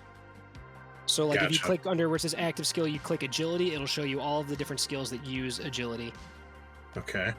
You'll also see a thing that says defaultable. What that means is if you're untrained in it, if it says yep under defaultable, you can still try it. It'll be your attribute -1. So if your agility is 2, you're rolling 1 die, which means that you're not going to succeed. Okay. Oh, I wanted to ask, what is the skill, like if I wanted to be someone who could do repairs on like cybernetics? On cybernetics, that is under logic. I believe it's cyber technology. Okay. And that's not like a crazy thing where like I have to be like a doctor to do that. Like I could, like a good mechanic could like fix it. It's kind of like the Venn diagram of mechanic and electrician. Okay. You know, Yeah, it's a little bit of both. So if you're able to do the kind of repair stuff on, say, like a computer numerically controlled router in a wood shop, then yeah, that would be in that same kind of category. Not necessarily surgery. That's going to be different. You know, you're not going to be able to install cybernetics, but if somebody's cyber arm goes on the fritz, you'll be able to fix it. Okay, yeah, that's kind of what I wanted to be able to do, so that's perfect. Because yeah, I gave myself a bunch of points in auto mechanic, and then I was like, oh, but like if I want to fix someone's shitty arm, you know? Yeah, absolutely. And I find it funny that all of the it's just interesting and not in a bad way. That all of the like fighting skills are under agility, including unarmed combat. Yeah. And, Yep. I mean, that's how well you can hit someone, not how hard. yeah. And actually, this is a good time to ask. What's like a good number of dice pool to have? Like if you want to be So- very good at something. It depends on what it is. You know, it's so you'll roll the dice, or you have an option to buy hits. So you can trade in 4 dice. It has to be all trade in or all rolled. You can't do some of the other. But you can trade 4 dice for a hit. So the difficulty on stuff is going to range from like 1 being something that's pretty damned easy to I think 6 is like super, super hard. But opposed tests can get a little bit bonkers. But if you're able to put down 12 dice for something, you're almost unbeatable at that. So when we're There's another interesting thing. Oh, sorry, go ahead. yeah, when we're adding skills, does the like I picked D for my skill, so 22. Is that I can improve any number of skills up to like I have 22 points, or I have to get like 22 Yes. skills at level 1? No. Yeah, you got 22 points to spend. You can only have 1 skill at 6 at character creation, and I think otherwise you're fine at spending them however you like. Okay, yeah, because when I'm hitting the plus button to raise my skills, it's not doing anything. Really? But if I- All right. So let me But if I subtract my my skill, it takes away the point. Oh, so when you hit plus, like if you click agility and like say archery, you hit plus to learn, it'll Yeah. add it to your skill list, and then you can increase it from the Yeah. skill. Yeah, the skill list, it's not letting me add into it. How many do you have in it? 1, 2, 3, 4, 5, 6. I have 1 point, and then so I can't. I mean, I can drop to 0, but then I can't put the point back in. But if I exit That's- out That's weird. You should be able to increase it. and maybe I'll just reload. Let me just take Yeah, you picture of might. my stuff. Yeah. Damn technology! I mean, my character's logic 1, so this makes sense. Yeah. So anybody specializing in a type of like firearm, like pistol, heavy weapons, archery? I would I would like to use a shotgun if that is an option. Yeah, shotgun will fall under long arms. Long Almost all of them arms. fall under long arms. Yeah. Okay. Oh yeah, there it is. Shotguns, duh. That whole reading thing. Oh yeah, I was think probably there's gonna do a like couple that fall under shotguns. pistol. I was gonna do shotguns and pistols. I'm looking at blades and hand to hand, but I figure I should probably do some kind of ranged a little bit.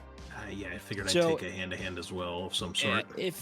if you've got a high strength, bows can be horrifically terrifying.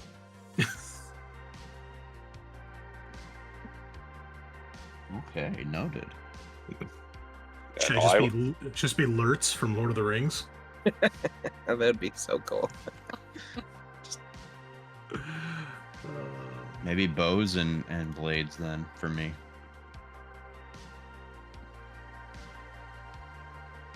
That would be kind of cool, like a bow monk. Especially because, like, with the depths, like, you can, like, just, like, scale, like, Spider-Man up the side of buildings. So you just, like, walk up there with a bow. Yeah, there's some. Hell yeah. There's a lot of crazy adept powers you can get. Like you can, like he said, run up the side of a building. You can turn invisible. You can punch holes through people. You can make it so that your fist deals ash. There's a ton of weird shit you can do, and it's great. There's also rules if you get into some of the weird splat books. You can get like dick implants. You can get Yep. you can get, check this out. There's a thing that every time I see it, it creeps me out. It's called a skin pocket. Lets you hide. Yeah, Oh, you can God. hide like a pistol inside of a little kangaroo pocket on your belly. You don't can literally that. like smuggle items, like you can make a storage compartment in your rib cage, so that like, yeah, Dude, what I are was- you, a Zamitzi? Get the fuck out of here. Well, I feel like I need to look at my powers first, then determine my skills. Yeah, so I mean, if you have your magic priority selected properly, and then you go down to where it says magic / resonance, and you pick adept, you'll have a little button that says powers, and Yeah. then you'll see all of them. So you have a certain amount of points to spend based off of your magic attribute. Okay.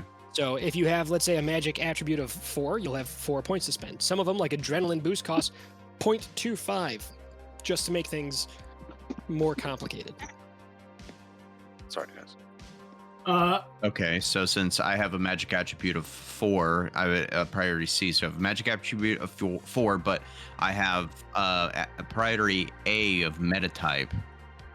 So, So, you can spend 2 of those would go for into special points. magic?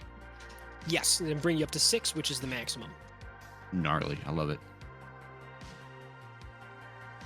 Adam, on the website here for skills, I'm assuming DP stands for dice pool. Yeah, among other things, yes. So it's showing the total based on my attributes and skill points, correct? Correct, yes. Okay. I'm glad You're I'm the also only able to immature person that laughed at that.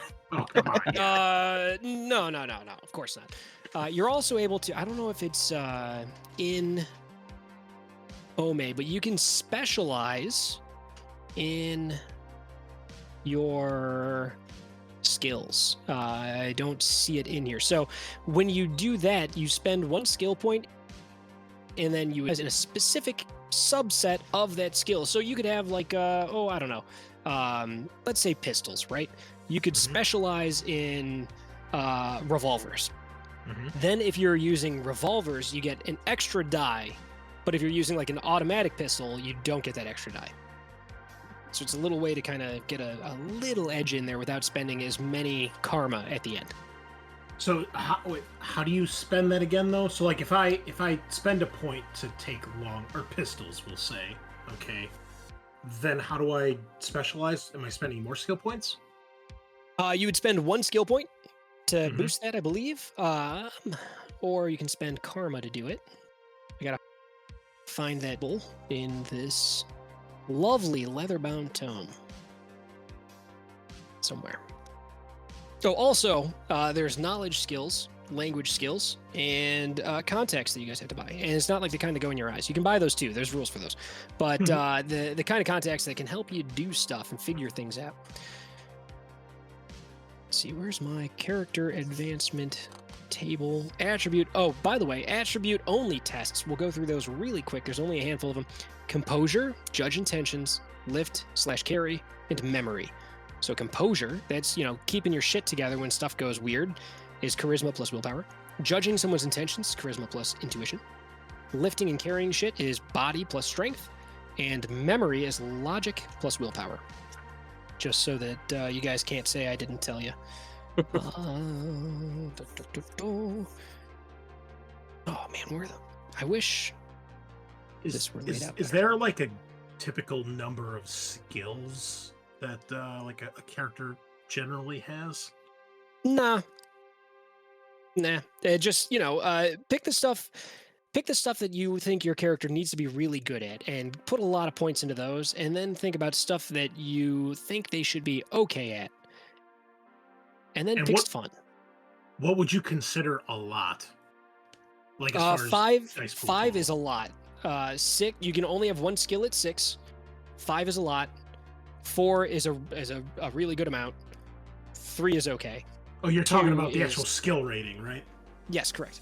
Okay. And what about like an overall dice pool? What's like good, It depends bad, on what it moderate? is. Like if like for combat stuff, you want to have a big fat fucking pool of dice. I had a guy that I played for a little while who was he was way more machine than man. He like had like cyber arms and submachine guns and shit like that. And my dice pool for shooting submachine guns was 15 dice. Sheesh. Yeah, and like that guy could kill whatever. He also had crazy high initiative, so it was really not fun for a couple of the other guys that were in the group because we'd go into combat and I'd be like, "All right, I killed them all, and all right, now it's your turn." Yeah, having, like I said earlier, I think a dice pool of around 12 is big. That's a big dice pool. At character creation, that's like one of the biggest dice pools you can get. So your most important thing, if you can get it like at 10 or higher, is rock solid.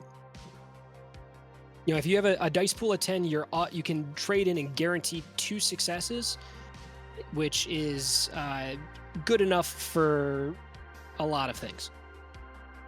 If you get it to 12, you can get 3 successes, which you're going to succeed at most tests.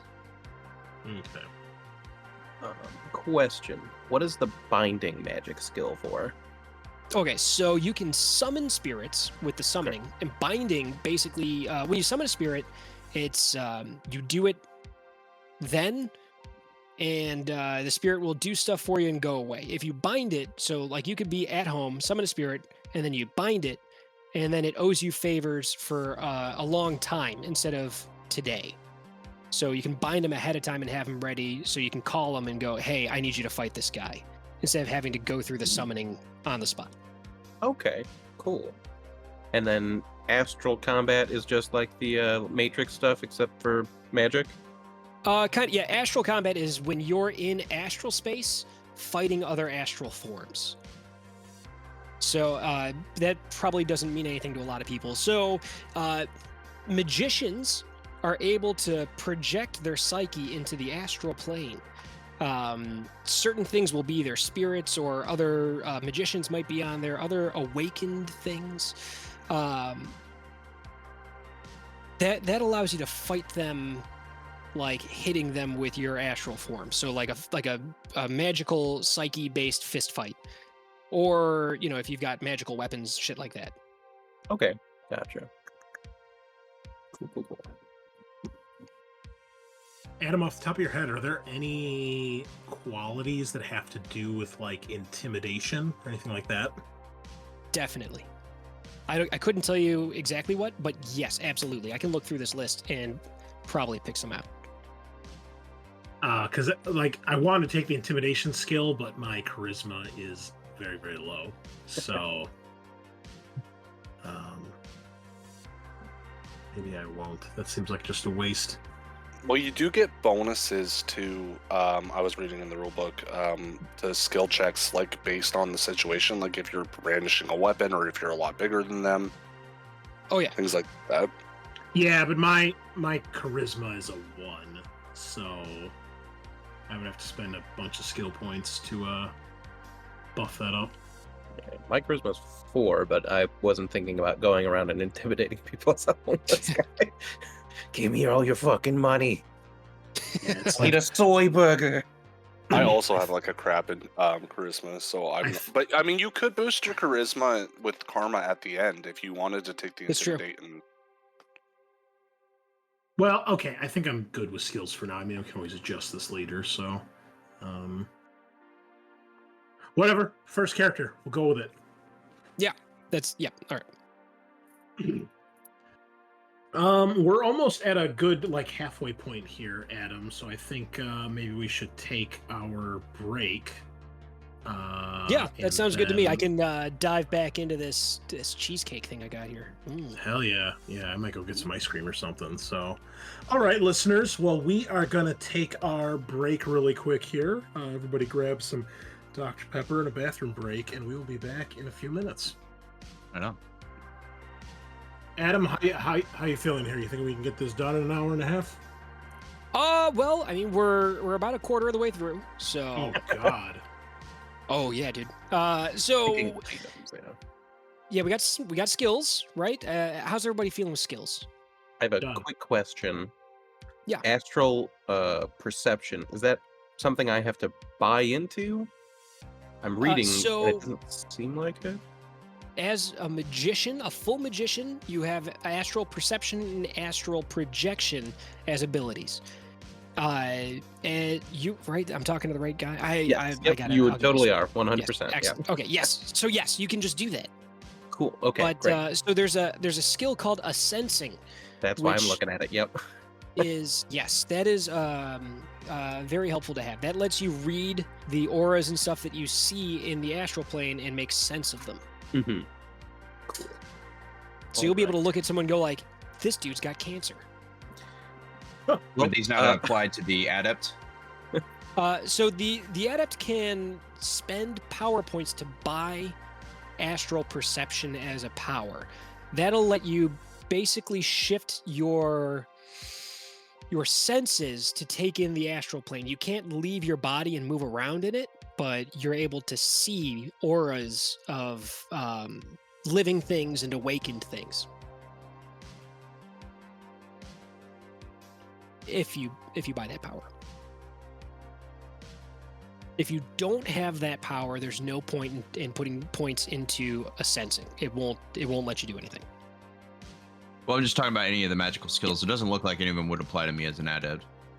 Not really. No, you don't have to worry about those. Okay. All Yeah, right, you're so looking what at are we doing more for like skills? kicking ass. Yeah. So then we're moving on to gear. So you'll have a certain amount of money. Having a weapon is probably helpful. When you're looking at your equipment, there's a bunch of stats. So if you join me in clicking where it says, oh, I don't know, you were talking about shotguns, right? Click on shotguns. So the first example in there, it says auto assault 16. So it's ACC is accuracy.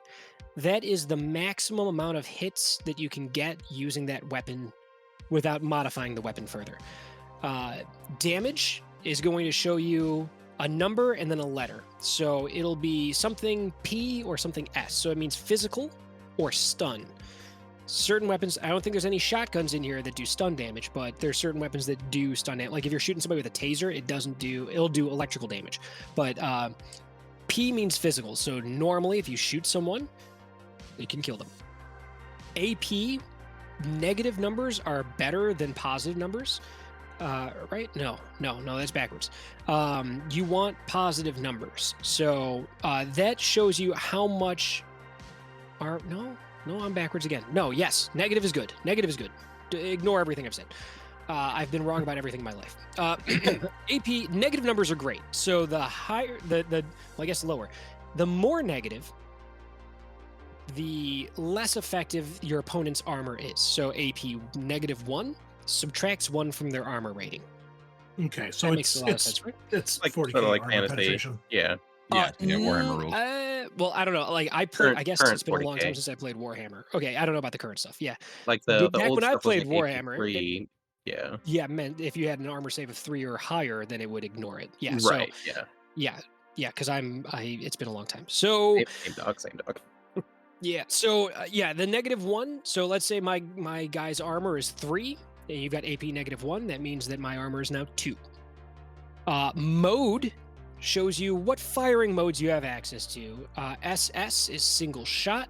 SA is semi-auto. BF is burst fire. FA is full automatic. So there's different rules. So like, let's say you've got something that shoots full automatic. You can shoot in a narrow burst or a wide burst, and those will have different impacts on the dice pools you're rolling and the enemy's reaction roll and how much ammunition you're expending. RC is recoil compensation.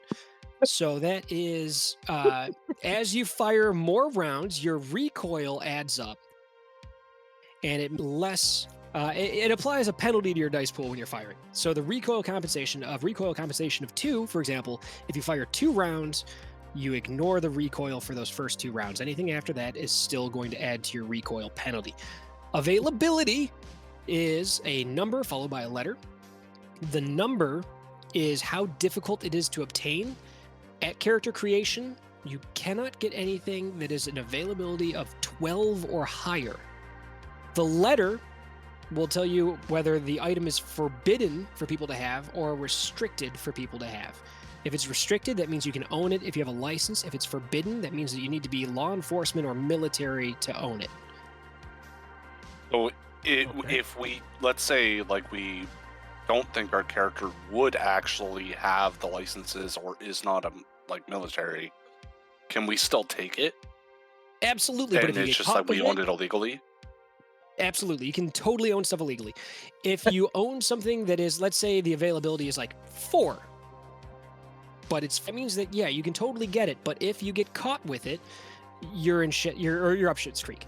If it's restricted and you didn't buy a license for it, again, but you can buy licenses for your equipment. Now the next thing is the new yen price. So that's the amount of money it costs to buy. And then reference is the page number in the book in which you can find the details of it. Sweet. Okay. Nice and simple, right? Okay, so now Yeah. once you buy guns, you can attach different modifications to them. So you can adjust the choke Jesus. settings for your shotgun. You can apply under mounts, laser sights, optics, all sorts of shit. So you can get really in there, and that's why I was saying 3 hours might be enough to get through this. Depends on how crazy you guys are going with your equipment. So our friend that's playing a rigger is probably going to, after we're done tonight, spend the rest of the next week digging into specking out and customizing all the drones and fun toys.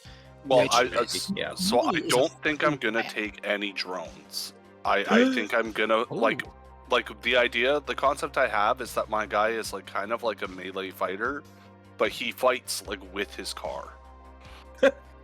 Are you you know, a Fast and car Furious is one of the best sideswiping melee dudes? weapons out there. I mean, I'm here for it. It sounds great to see a dude just like run over people, but Well, it's like He's just always in his car. He drives up in like the dungeon in his car. no, it's like I have a remote control link to my car, right? So it's like one of those things where I pick a guy up by the legs and swing him like a baseball bat at my car as it's speeding by. Okay, so my the God. That's rules cool. the rules for vehicle impact are fucking brutal. Like if you get hit by a car, like you're gonna fucking die. It's awesome. If you're in a makes sense, terrible yeah. car crash, like you're gonna fucking die. Also, there's a thing in the rulebook. It's described as the chunky salsa effect. In the book, the way that grenades work is that there's a certain force from the grenade, and it will go out. It radiates out from the grenade, and if it hits like a solid barrier, it'll rebound off of that and come back in. So if you have a grenade that goes off in like a tight corridor, so like let's say it does 12 damage, right? It'll do 12 from the center, and then it goes out a meter and goes down to 11, bounces off the wall, comes back, hits that center point again for 10, goes out another meter, goes down to 9, bounces off of that wall, and comes back for an additional 8, and all of those numbers stack on top of each other. So like, Yeah, man, you're in a tight corridor with a grenade, like it'll do like fucking 400 damage, and you know your guy's damage track is like 7, 8 points. You know, yeah. So yeah, it's great. This game gets fucking crazy very quickly. Fair enough. Yeah. But yeah, I guess I'll just pitch that like that's kind of what I have in terms of concept for how he's going to contribute in the combat. Mostly he's your getaway driver, but That will be significant. That's Hey, I mean man, that's if it worked for great John command. Wick, it'll work for you. yeah, the second movie, that was the entire opening. I'm here for it. My guy has no shooting skills, and he has 5 dice and clubs. So we're just gonna go buy a cheap club. He's gonna have a ball bean hammer that he occasionally has to use to defend himself for 30 new yen. Oh, dude, I've There got you a go. wrench. Oh, that's pretty cool. I use it to turn nuts and bolts on my motorcycle too. I'm not beating people's heads in with it. Oh, I mean, it's probably a really nice wrench and specialized for motorcycles. Makes sense. Nope, it's one of those big red wrenches. Nope. Oh, Wait. I'm just fucking wrong. It's okay. I don't where'd have any you find skills a in wrench? it's a that's what I'm going to use as a club. I'm gonna Yeah. Yeah, it's say it's a that's wrench. totally cool. My club is just gonna be a ball bean hammer he found like in the streets. Like, all right, well, I guess we're sleeping with this tonight. You gonna go Tyrese on these motherfuckers? Yeah, if I have to. Dude, go nail board, man. Classic nail board. Well, that's a little- Rebar with a little bit of concrete stuck to the end. All right, so Oh, after weapons and such in this street gear on this character creator, you'll see armors. So your armor, when you look at it, it'll have the name of what it is, the armor value, which is so armor does two things in this. It will set if your armor is high enough, physical damage gets converted down into stun. Also, you will roll to soak damage with your armor and your body attributes. So every hit you get on that test reduces the damage dealt to you. Then it'll say capacity. So the capacity is, I think, almost always the same as the armor rating. The capacity is how many different modification points you can spend to alter that armor. So, for example, the armor jacket, which is what almost every Shadowrunner I've ever created or played with uses, has a capacity and armor rating of 12. So you can put things in there like you can modify it to be resistant to electricity, or have like a camouflage to it, or fire resistance, or a chemical seal shit. And then you've got your availability, which is the same as with weapons, the cost, and then page reference. cool. Also, the chameleon suit, before you guys get too excited, it doesn't do like a Metal Gear Solid optical camouflage thing that makes you invisible. It just it adapts to blend into the environment, giving you just a bonus to stealth checks. So also, while we're at it, so a lot of stuff in this game will have a wireless capability. If you have the wireless feature turned on, it'll do additional shit, but that makes you vulnerable to hackers. So like if you have a smart gun, you can have the wireless turned on, and that'll give you a bonus to your test to shoot, but it leaves you vulnerable. If you turn it off, it doesn't do as much. Okay. So there's a lot going on. Yeah. What are we looking at for cost here? 1,000 new yen for an arm jacket. We can do that easy. I mean, that's like a sixth of my money, but that's okay. I'm assuming my guy wants to come off a big job because I'm starting with like 4.5 million. Well, that is going to be like all of your assets. It's not like you've got liquid fucking millions of new yen. You can only, I think, carry 5,000 over as actual currency. I think you only have 450,000, not 4.5 million, right? No way. Yeah, that sounds a lot more Okay. reasonable. But that's still, I'm not starting with 6K and then I'm fighting against Donald Trump and his empire here. This guy fucking shows up in like a pimped out fucking, Cadillac or Mercedes or something. Yeah. I'll tell you right now, Rolls-Royce. I know exactly which car I Mitsubishi bought. Skyline. I know exactly which car I Harry's bought. Roadmaster. How are we gonna argue this? The homeless guy is now friends with the guy who owns 7 properties in New York. Hey man, it's the future, Yeah, All people gotta come together. I'm his charity case. It's okay.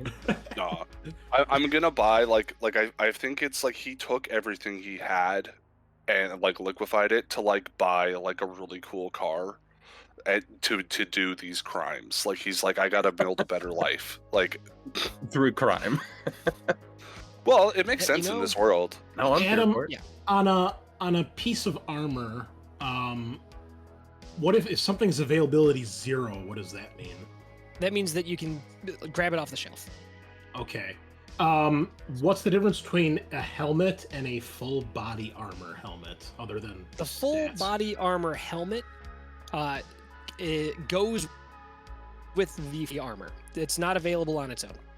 Also, okay. if you see, so the helmet has +2 instead of 2. Yeah. That adds to your existing armor. Okay. Well, yeah. Okay, that makes sense. Yeah. So, like, if you had, say, if you look, there's armored clothing and an armored jacket. If you have Mhm. both of them, you just only add have them. armor. You don't have, no, you don't. You don't have 18. You've got 12. If you take off the jacket, then you've got the clothing underneath. Then your armor is 6. It does not Gotcha. stack. The only thing that stacks is the plus, which is going to be for helmets or shields. Gotcha. Okay, makes sense. Also, All right. really important, if you're looking at adding on to your armor, you have to have a high enough strength to use it. So, which is not going to be an issue for your beefy orc fella, but so like the ballistic shield has a +6. That means you have to have at least 6 strength in order to use it. Well, my strength. Say that again. mage What is- was it? What? The ballistic shield that is +6 to your armor, you have to have a 6th strength in order to use it. Oh, so whatever the plus is, you have to match that in strength. Yes. Gotcha. Yes. Okay. Yeah. So like the helmet, if you have a strength of at least 2, you can use the helmet and gain its benefit. All right, we're clean. Snake mesh socks. Sweet. What, Oh, yeah, what there's- availability Like restrictions intel. are we talking for what we can pick? If it's availability of 12 or higher, you cannot have it. There's a special character or a special positive quality you can take that lets you get restricted equipment. If you didn't take it, you can't get the restricted equipment. Anything above 12. Right on. With vehicles, do you have to take the metahuman adjustment if you're a troll? Yes. If you're a troll, yes. Okay, and does it say what rank I have to take it at? Yeah, I'm not sure. Hold on. Let me get down here. Or you know Well, what? you know what? I can just look at the page 461. I'll just look it up. Yeah, I think it applies to trolls and then like weird things. Like if you're like a naga or like a fucking centaur. Oh, there's actually a bike racing helmet. Well, that makes sense. Okay. Oh yeah, dude. Story tells itself. We also need comlinks, right? Yeah, a comlink is in Shadowrun. Basically, everyone's gonna have a comlink. That will act like your smartphone, plus it's a little bit more advanced. It also manages like all of your personal effects. You have a so I don't know. Are any of you guys familiar with like networking stuff, Vaguely. like computer networking? Like you guys know what a LAN is, local area network. Yes. Okay, so people in Shadowrun will have a PAN. It's your personal area network. So that's all of your stuff. So like in real modern time, that would be your cell phone, and then like if you got like a Bluetooth earbuds or something like that, or a smartwatch, all that stuff falls under your PAN, your personal area network. In Shadowrun, it's a little bit more involved than that. It'll be like your cyberarm, your gun, your jacket, your t-shirt that changes colors depending on what you program it to do, or your shades that will project whatever fucking silly YOLO swag crap you want it to read across as it scrolls. All that stuff is attached to your PAN. And all that's managed by your comlink. If you get the most basic thing, I forgot what the most basic comlink is called. It's like Metalink. yeah, Or the a Metalink. sim- The Yeah. Metalink. That Ooh. is 100 million, easy. yeah, it's way more impressive than any current cell phone in the 2023. By the way, it's currently 2023 in real life. Way more impressive than that, but it's shit garbage. Its stats are not great, so it doesn't really do a lot in game. But still, it's capable of connecting to the Matrix. You're able to access the Matrix and look things up. You can make calls. You can receive text messages. You can use it to play games. If you have a direct neural interface, you can plug into it. You can use it to access virtual reality stuff. But it's not great. It's slow. It is 100 new yen, so I am taking it. Oh yeah. Adam, you said restriction on gear is nothing 12 or higher, correct? Correct. Okay. Also, if any of you guys are thinking about buying explosives, in my experience, I had one guy who was like, "Sweet, I'm buying this plastic explosive," and he got he bought one, and one did nothing. I'm like, dude, you got to read. Like, you should have bought like fucking 6 pounds of it. But yeah. Also, really, really important. Looking at IDs. Having a fake SIN is going to be pretty important for your characters. That lets you do things like make purchases, ride the bus, pay your bills, that kind of shit. A fake SIN's pretty significant. You can get like a really shitty low quality one, which won't stand up to a lot of scrutiny. So if you guys get stopped for any reason and someone scans it, there's a good chance that it'll fail. But it's definitely a good idea to buy at least one fake sin. Where is that under equipment? Under ID / cred sticks. sticks. Yeah, it's like more than halfway down. 1, Yeah. 2, 3, 4, I see. 5, 6. So it says I'm blind. 3 rating times 3 forbidden. Yeah, it's illegal to have a fake ID. Okay, but we can still get it as long as it's below 12. Correct. And the only, the Or forbidden free. means if you get caught with it, it's bad. You're not supposed to have it. And then the cost is rating times 2,500. So at best I could have it 2, but realistically we're looking at 1. Cool. Yeah, so like a rating 1 fake sin is going to be enough for you to, do regular guy stuff. Ride the bus, set up a Comcast subscription or whatever you got, for your internet. To my homeless shelter. Yeah. Okay. Cool. But if you're trying to, apply for a job and they do a background check, it's probably going to fail. Yeah. But yeah, as a homeless person, it wouldn't even be that weird that you just don't have ID, right? Well, so with show up. Yeah. well, if Until you the have, Ares if you assault have squad. if you have no sin and you try to go into a homeless shelter, like they're gonna like turn you away.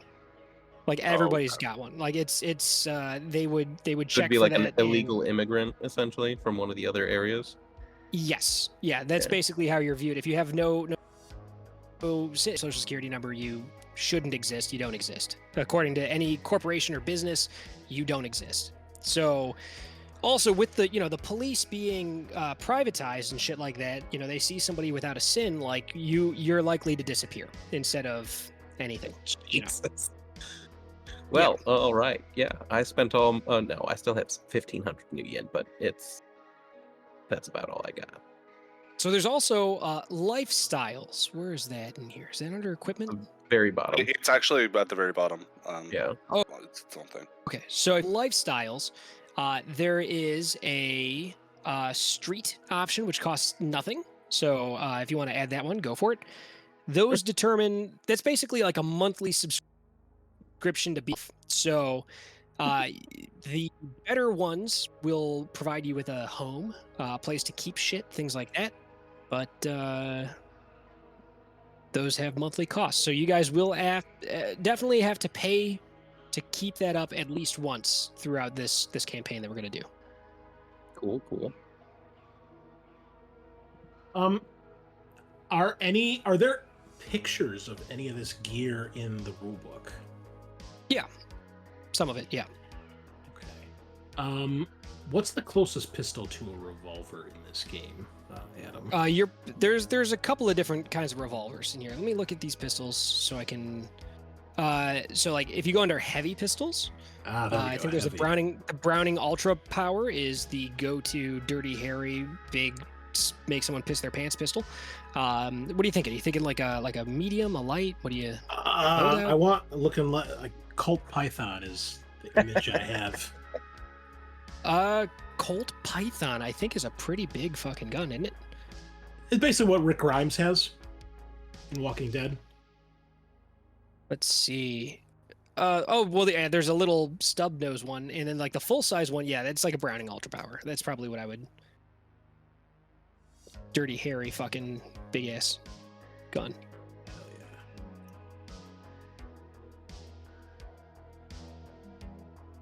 yeah. Do we have to buy ammunition now? Like how does that work? Like if So you can buy it now. If you don't buy it now and you don't buy it in game, you don't have it. So it's important to have ammo. Also, there's different kinds of ammunition. They modify your weapons. So if you take a look at your ammunition, Of course there is. oh yeah, dude. So you can get like regular plain old ammo, which doesn't modify your stat line for your gun at all. But you can also get things like APDS, armor piercing, discarding sabot, which will modify to boost your armor penetration. You can get like high explosive rounds or explosive rounds, flash shit, ammo for your shotgun, which will modify it. Gel rounds that are, less than lethal. It changes your weapon to do stun damage. You can get hollow points, injection darts, stick and shock, tracer rounds, all sorts of different crazy Oh my goodness. crazy shit. And as the expansion books came out, you can start to get even weirder stuff. Yeah, there's so many expansions. How does ammo work in this game when you're firing a weapon? Well, I'm if assuming- you've got a... Is this game super crunchy? You track every bullet? Oh, absolutely you do. Of course you do. So with a Magnum revolver, it's going to be a single shot. So you pull the trigger, it shoots a bullet. Yep. One ammo spent. If you've got something that's full auto, it will shoot, depending on the kind of burst you're firing, it could be 10 rounds, it could be 20. It depends on the kind of burst you're firing.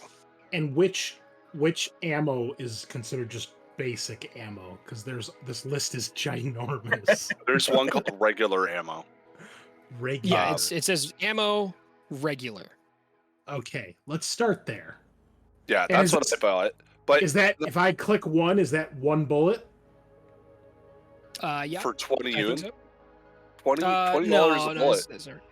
That would, yeah, no, that would it's- fill up I think the it's- sheet I think if it's- I think it's 10 per 10 rounds. Let me see. You actually have to buy the ammo, the casings, and the shells. You and gotta make it yourself. I'm pressing bullets. Just bullets and Well, bolts. it's like, you have to also assemble them on your character sheet with a pencil. You have to draw them and Yeah. draw the diagram. And Right. penmanship counts. Let me see. Reloading is, an individual thing. Every check you roll reloads one. Is Well, yeah, there's different. It depends on the kind of reloading that you're doing. With a revolver, it's per bullet is a certain amount of actions, unless you've got a speed loader, which is a separate accessory to add. But let's see how much ammo costs here. Ammo per. I want to say it's per 10. Let's see. it's like the regular ammo is 20, and then is there a way to track more? Or do I have to keep going back into ammunition and buying more? you can I'm have not multiple sure at on the same boat. time. So I It's added ammo like 8. per 10. Yep. How do you know how much a gun holds? That'll be under the gun's specific stat line. So you are looking at the Browning Ultra Power pistol, heavy pistol. Browning Ultra Power is a 10 capacity cylinder. That's a lot of bullets. Oh yeah, dude. Where can I find that though? Because I don't see that on the site here. So is that in the book somewhere? That's on the book. In the book on page 426 of the core rulebook is the Browning Ultra Power. I just want to see what it looks like for a gun. 426, you said? Yes, sir. Quick aside, to cast, do I need a spell focus or spell foci? You don't. That gives you a bonus to do it. Okay, thank God, because they're so expensive. They are expensive, but Yeah, I they would not have been able to afford really that. beef you up. Yeah. Later in life, he'll look for one, maybe, once he's acquired maybe an apartment. One thing I've- After I've gotten a clean pair of pants. Yeah, We need to once buy he can wash his housewares. clothes. You don't have to, but you can. If you want to get If you want to I get don't, really, does that mean I don't own plates? you're eating off of frisbees, and what you do is you cook the pizza, and then you put it back onto the cardboard box it came out of, and use that as a plate. Like I'm just like using the God top intended. trash cans, yeah. Oh, I should buy a You're trash eating- can to eating put in the off of back seat of the Frisbees. car. If Nah, just use anyone a was plastic bag. if anyone was wondering, by the way, in case you want a good prostitute, it's only 100 yen. Yeah. Well, goddamn. Looks like we're gonna have a good time, boys. It's the world's oldest profession. Show some respect. We're gonna have a grand man, old so- time. So spells. Well, there's a bunch of different kinds of spells. Combat spells are probably the flashiest and the thing that you're going to think about first when you're looking for spells. Let me get to where those are in my book so I can give you the breakdown of how to read a spell in the book.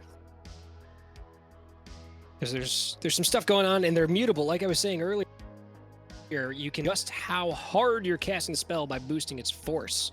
So if you look at the combat spells, let's just take the first combat spell in the book on page 283 is Acid Stream.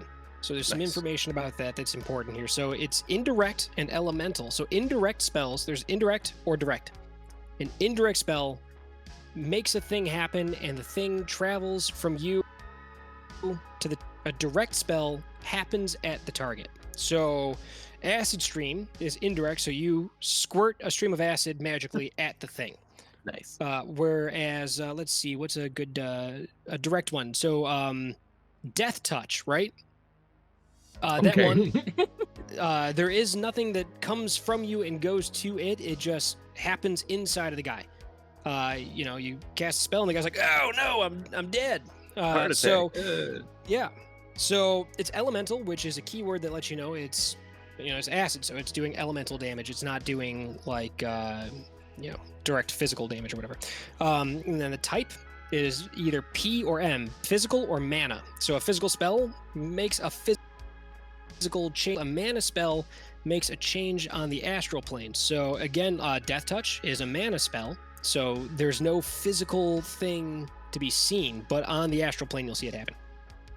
Range will be, a lot of them are LOS, line of sight. You have to be able to see it. And you can't see the thing through any kind of software interface. So you can't look at them through a computer screen. You have to look at them with your real regular eyeballs. Okay. Then there's LOS A, which is line of sight area. So the next spell, Toxic Wave, is very similar, but it's an area effect. And then also T is touch. So touch them. Damage, E or S, physical or stun. The duration is how long it lasts. So a lot of them are going to be I, so instantaneous. And then the drain. Drain is always going to be presented as a formula. It's going to be F and then something. So this is F minus 3. So it's the force of the spell minus 3. Okay. So you pick the force when you're casting the spell. As an indirect spell, the dice pool that you roll is your spell casting plus the magic stat, limited by the force of the spell. So that's the maximum amount of hits you can get. Okay. And then the target will roll reaction and intuition to try to get out of the way of the spell. Okay. Then the spell deals damage equal to the force that you cast it at plus your net hits. So how many hits you got minus how many hits they got to try to get out of the way. Gotcha. So if you're casting it bigger, it'll hurt them more. But then your drain is force minus 3. So if you cast it force 6, you are going to take 3 damage unless you resist that drain. With 3 successes with my charisma or willpower. Right? Charisma and willpower. Yep. Yeah, dude. Okay. You're on it. You You already know. Why am I even telling you? You got this. I'm still trying to figure it out, but 283 is where I'm going to start looking at these spells. Yeah, so there's combat spells, and then after that there's detection spells, let you, learn things or see things. Health spells, which are going to heal or remove bad effects. Also heal health spells also can do things like boost attributes, which is fucking huge, or increase reflexes, which boosts your initiative, which is fucking huge. So if you're mandatory. Yeah, absolutely. So you can boost your own or you can boost other people's initiative. So if you've got let's say a real meaty orc who's about to go into a room and beat a bunch of people with a wrench, you can boost his reflexes so he can get in there and hit 4 dudes with a wrench instead of just 1. Sounds cool. Definitely do dude. That. Illusion spells, you can do things like make people think that they're being attacked by a swarm of bugs, or you can turn invisible, or you can make things silent. Manipulation spells let you do things like cause shit to move around, create magical armor on stuff, manipulate people's thoughts. cover the ground in ice, make stuff float, light things on, not light things on fire, but make things light up. Let's see. Yeah, those are the categories of spells. Ooh. And that's if you're just casting spells. And then there's also rituals, which let you cast spells remotely at longer range. And there's also,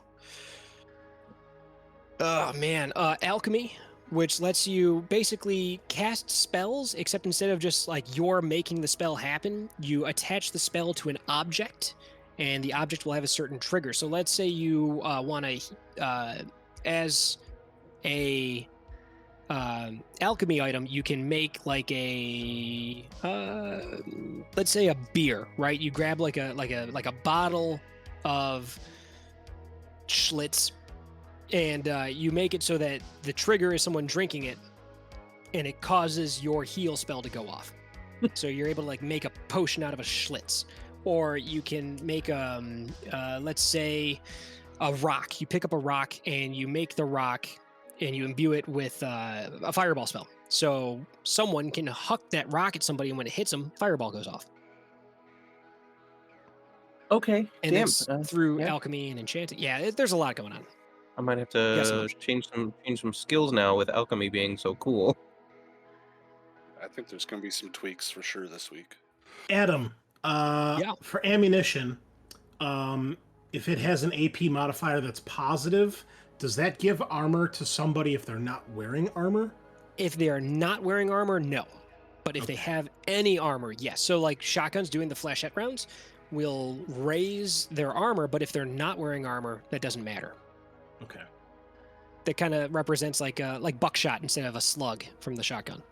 Gotcha. Man, there's so much gear in this game. There Oh, really yeah. is. This is not beginner friendly. No. No, this is okay. So I played a bunch of RPGs when I was a wee lad. Yeah, not a bunch. It was just like AD&D when I was a wee lad, and I played that my cousin and a couple other people, and then I got out of it for a long time until I got just about out of high school, like my senior year of high school. I was hanging out with my buddy, and I'm like, this guy's a huge fucking nerd, whatever, And he's like, oh, we're playing role-playing games. I'm like, oh man, I haven't done that since I was a kid. Let's go. And the first role-playing game I played when I got back into it was 3rd edition Shadowrun. And it's like, all right, let's make a character. I'm like, rad, I'm ready. And we spent 3 hours, and I made my character. And then we started playing the game, and like the dude running it was like, you know what? I hate this. I'm out. Because like the people that were playing the game were assholes, and they were like fucking with his stuff. And he stopped, and I was like, oh, I didn't even get to play. And I'm like, but I Lame. love this. I love it. And I got into Shadowrun, and then the next thing that we played was the Teenage Mutant Ninja Turtles role-playing game, and I made a skunk man. Nice. There we go. Incredible. Okay. And I'm just trying to figure out the Roll20 character sheets right now. So the Oh, roll man, I 20 haven't character, even once looked you at have, that yet. Oh yeah, boy. that's once you've got your Probably start filling that stuff out, huh? done with Ome, you have basically just to type numbers in to roll 20. It looks like a lot, but it's it's just data entry. And once you've got all your stuff through Ome, it'll be easy to just copy numbers over. Well, one benefit of Roll20 is that'll always be available, right? We can just hop in here whenever. And fill it out. I could, whether or not I've got like a server up or running. No, you just jump right in anytime you want. Adam, I know you went over it, but I was distracted with all the other shit on the character sheet. Oh, there's a lot of shit, so don't sweat it. I'll answer the what same was- question 13 times. What was the ID that we should have? The SIN ID? SIN, yeah, that's your social identification number. And what is that Of under? SIN. ID/cred stick. So you don't have to sweat cred sticks. So cred sticks were a lot more prevalent in the 50s and a little ways into the 60s. But with the advent of comlinks, they kind of they're still around, but they're way less common. All of your money is generally handled through your comlink. So that's like basically like Venmo, right? Like everybody uses Venmo. Okay. Paper, like hard currency, is incredibly uncommon. If somebody hands you like a dollar, you'd be like, "What the fuck is it?" Oh yeah, I remember these.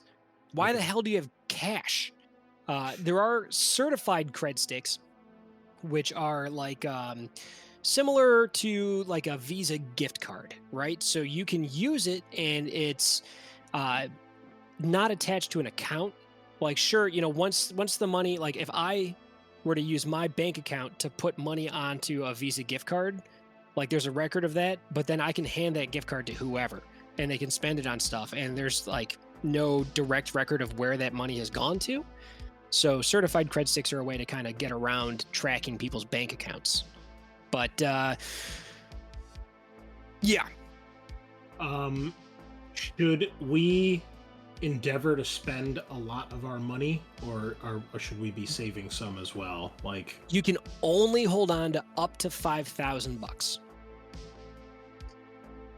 there's no way to like put it in the bank or anything like that. I guess. No, Well, you no, could no, buy no, no. certified cred sticks, right? That would carry over. I guess yeah, you could, but I mean, you wanna look into like getting cyberware and shit.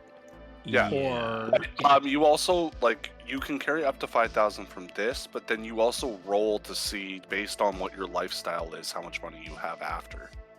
yeah, that's not a ton of money though. That's gonna end up being maybe a couple $100, depending. If you do a high lifestyle, it might be a little bit more. But a lot of people are like, all right, I'm gonna roll my starting money. I've got $36 in my account. And what was you said there was some sort of communication device we should all have as well? Yes, a comm link of some kind. Link, okay. Can Yeah, you go that's over what the your- differences of those are? I know that's like asking a lot, but No, it's I fine. It don't really doesn't. Oh yeah, it understand. doesn't show you anything in there. So, basically, the more expensive it is, the more secure it'll be. Is the main thing. Since you guys aren't going to be doing any kind of hacking stuff yourselves, it's not. The only thing that you really need to worry about is security on it, essentially. So people can't get in and fuck with you too much. I'm gonna tell you, I'm not gonna go crazy with it. If you guys are running like a ton of cyberware that's wireless and you've got all sorts of wireless shit going on, maybe somebody will come after it. But like, I don't want to bog you guys down so much. But there's a device rating, which for a regular comm link, basically determines its firewall rating and its, I believe, data processing rating. So the MetaLink, the shit one, $100, has a device rating of 1. The next one up, for $700, the Sony Emperor has a device rating of 2. The rating on all these is NA. Yeah, I don't know why it's that way in here, but then the Sony Emperor is 2, the Renraku Sensei is 3, the Erica Elite is 4, Hermes Icon's 5, Francis Avalon 6, Fairlight Caliban is 7. All right, gotcha. there it is. Are these like little like earbuds or like headpieces or something? It's like a phone, basically. Okay. It's like That's like a like smartphone. in It, your it head, goes in isn't your it? pocket. Oh, Well, you can get them implanted in your head, yeah. But generally, normal people, it'll go into a pocket. okay. I And mean- what's a form factor then? Because I got confused because I thought that was what. Oh, so you're looking at those are like modifications to it. So where's form factor? Where are you seeing that? On Ome, it's actually the one right before comlinks. Because it's comlink / cyberdeck form factors. Comlink. Where my brain just totally gave comlink. There we go. Form factor. Well, they're from a oh. different book, anyways. So Yeah, that's from. You don't have to sweat that. Those are like super fancy. Like, I want to spend extra money to make it so that my comlink is shaped like a guitar. Like, it's fair. Very Okay. cool. yeah, it's As one like does. they get out there. It's like, I want it to look like a soccer ball, like whatever kind of. I want it to be a thing that sits on my head and looks like I've got an arrow through the head, so I can look like Steve Martin. It's they're out there.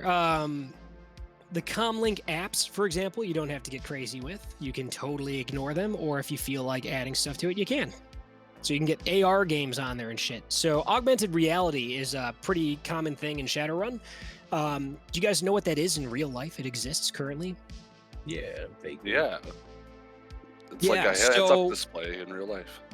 Exactly. Yeah. So, if you have any kind of thing that can display video to you on your head, in your head, on your eyes, or in your eyes, you're able to, let's say someone sends you a text message, instead of having to pull your phone out and look at it like a caveman, you'll get a little notification that'll pop up in the periphery of your view, and you'll be able to read your text messages without having to reach into your pocket. Or if you've got, let's say, one of your buddies has a smart gun, he can stick his arm around the corner, and you can link up with him and see what his gun sees around the corner.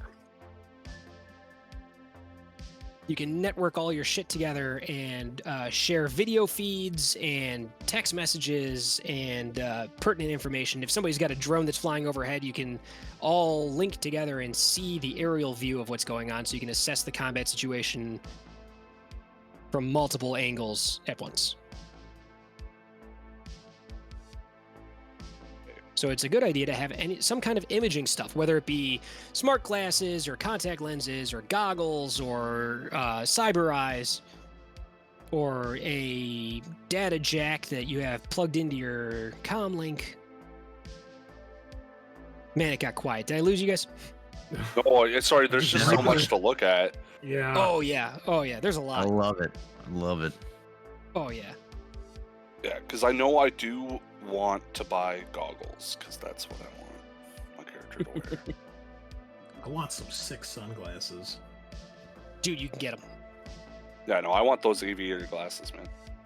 It was like, yeah. With, boom. Well, that I'll bother with later. Yeah, I gotta like customize the crap out of my car. It's gonna take me so long. Yeah. So that's something that you may want to fuck around with over the course of the next week. Yeah. Because it's also one of those things where it's like, that's the car I drive my kid around in, so I don't know if I want a bunch of weapon mounts on it.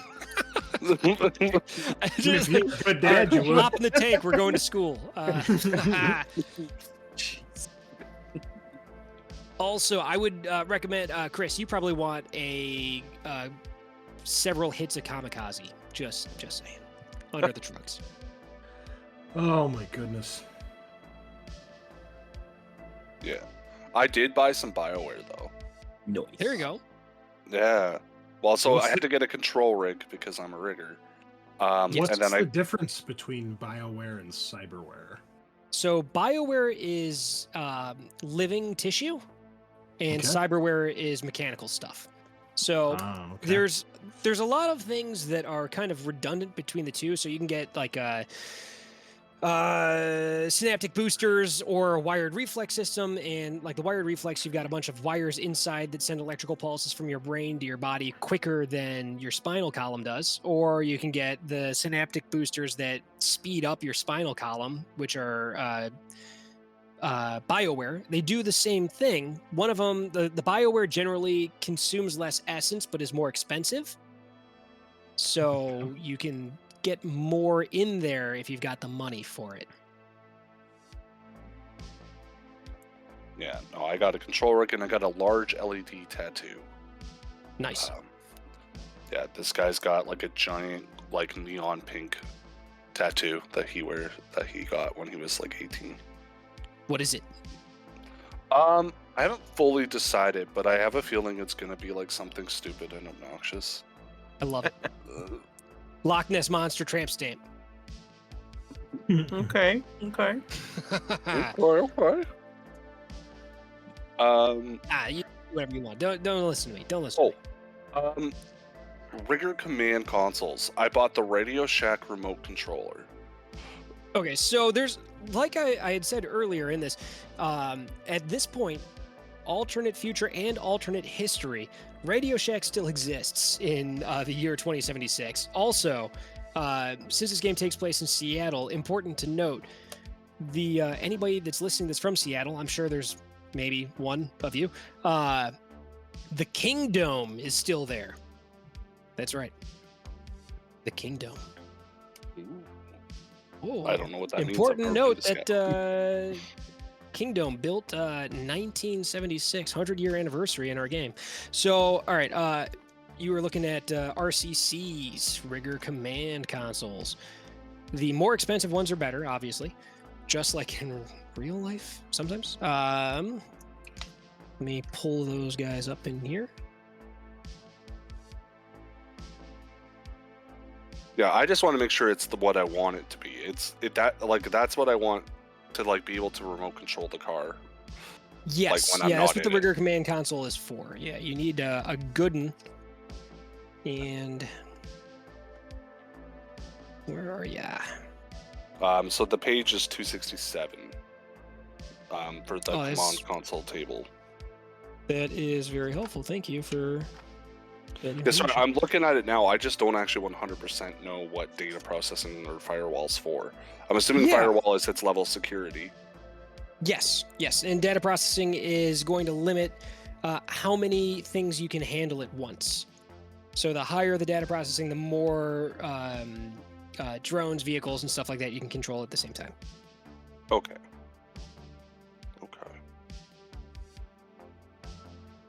I dig it. Okay, yeah, no, I just, yeah, I haven't seen Radio Shack in a long time, so I'm sticking with the Radio Shack one. Plus, I'm only driving one car, so. So, man, where I live pretty close to where the Bears are moving. So there's the Bears football team, by the way, not like actual Bears. There's a right by where they're moving to.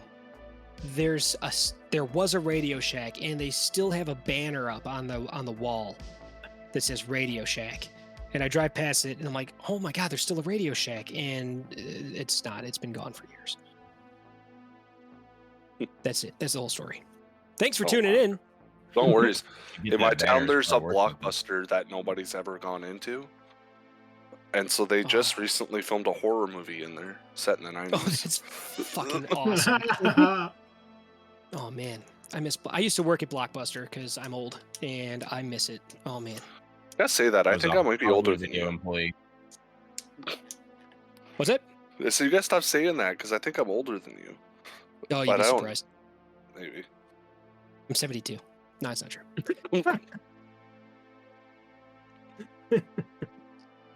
I was right there in Hollywood Video when it all went under. I got a bunch of free movies and games out of it. That was pretty neat. Oh man, that's pretty cool. The most tragic thing working at Blockbuster, they had after a certain amount of rentals and stuff like that, they would destroy the movies. They're like, okay, feed all these DVDs into this machine that grinds them up, and I'm like, no, they can come home with me. Oh, tragic.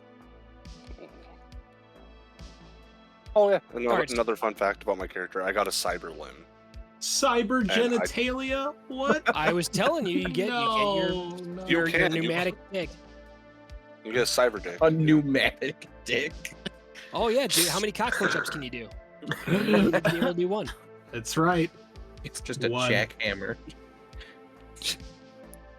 Have any So of you guys if- seen the movie Tetsuo the Iron Man? Nope. No. Can't say I Yeah. have. No. That's okay. That's all right. Don't. But if you're interested in learning about cybernetic genitalia, that's the documentary to watch, I guess. So, where are we at now? Everybody's got everything that they ever needed to buy figured out already, right? Obviously, and then augmentations, cyber limbs, and Oh, cyberware, bioware, Yep. vehicles, drones. And lifestyles. That's it. You're almost done, guys. You're almost there.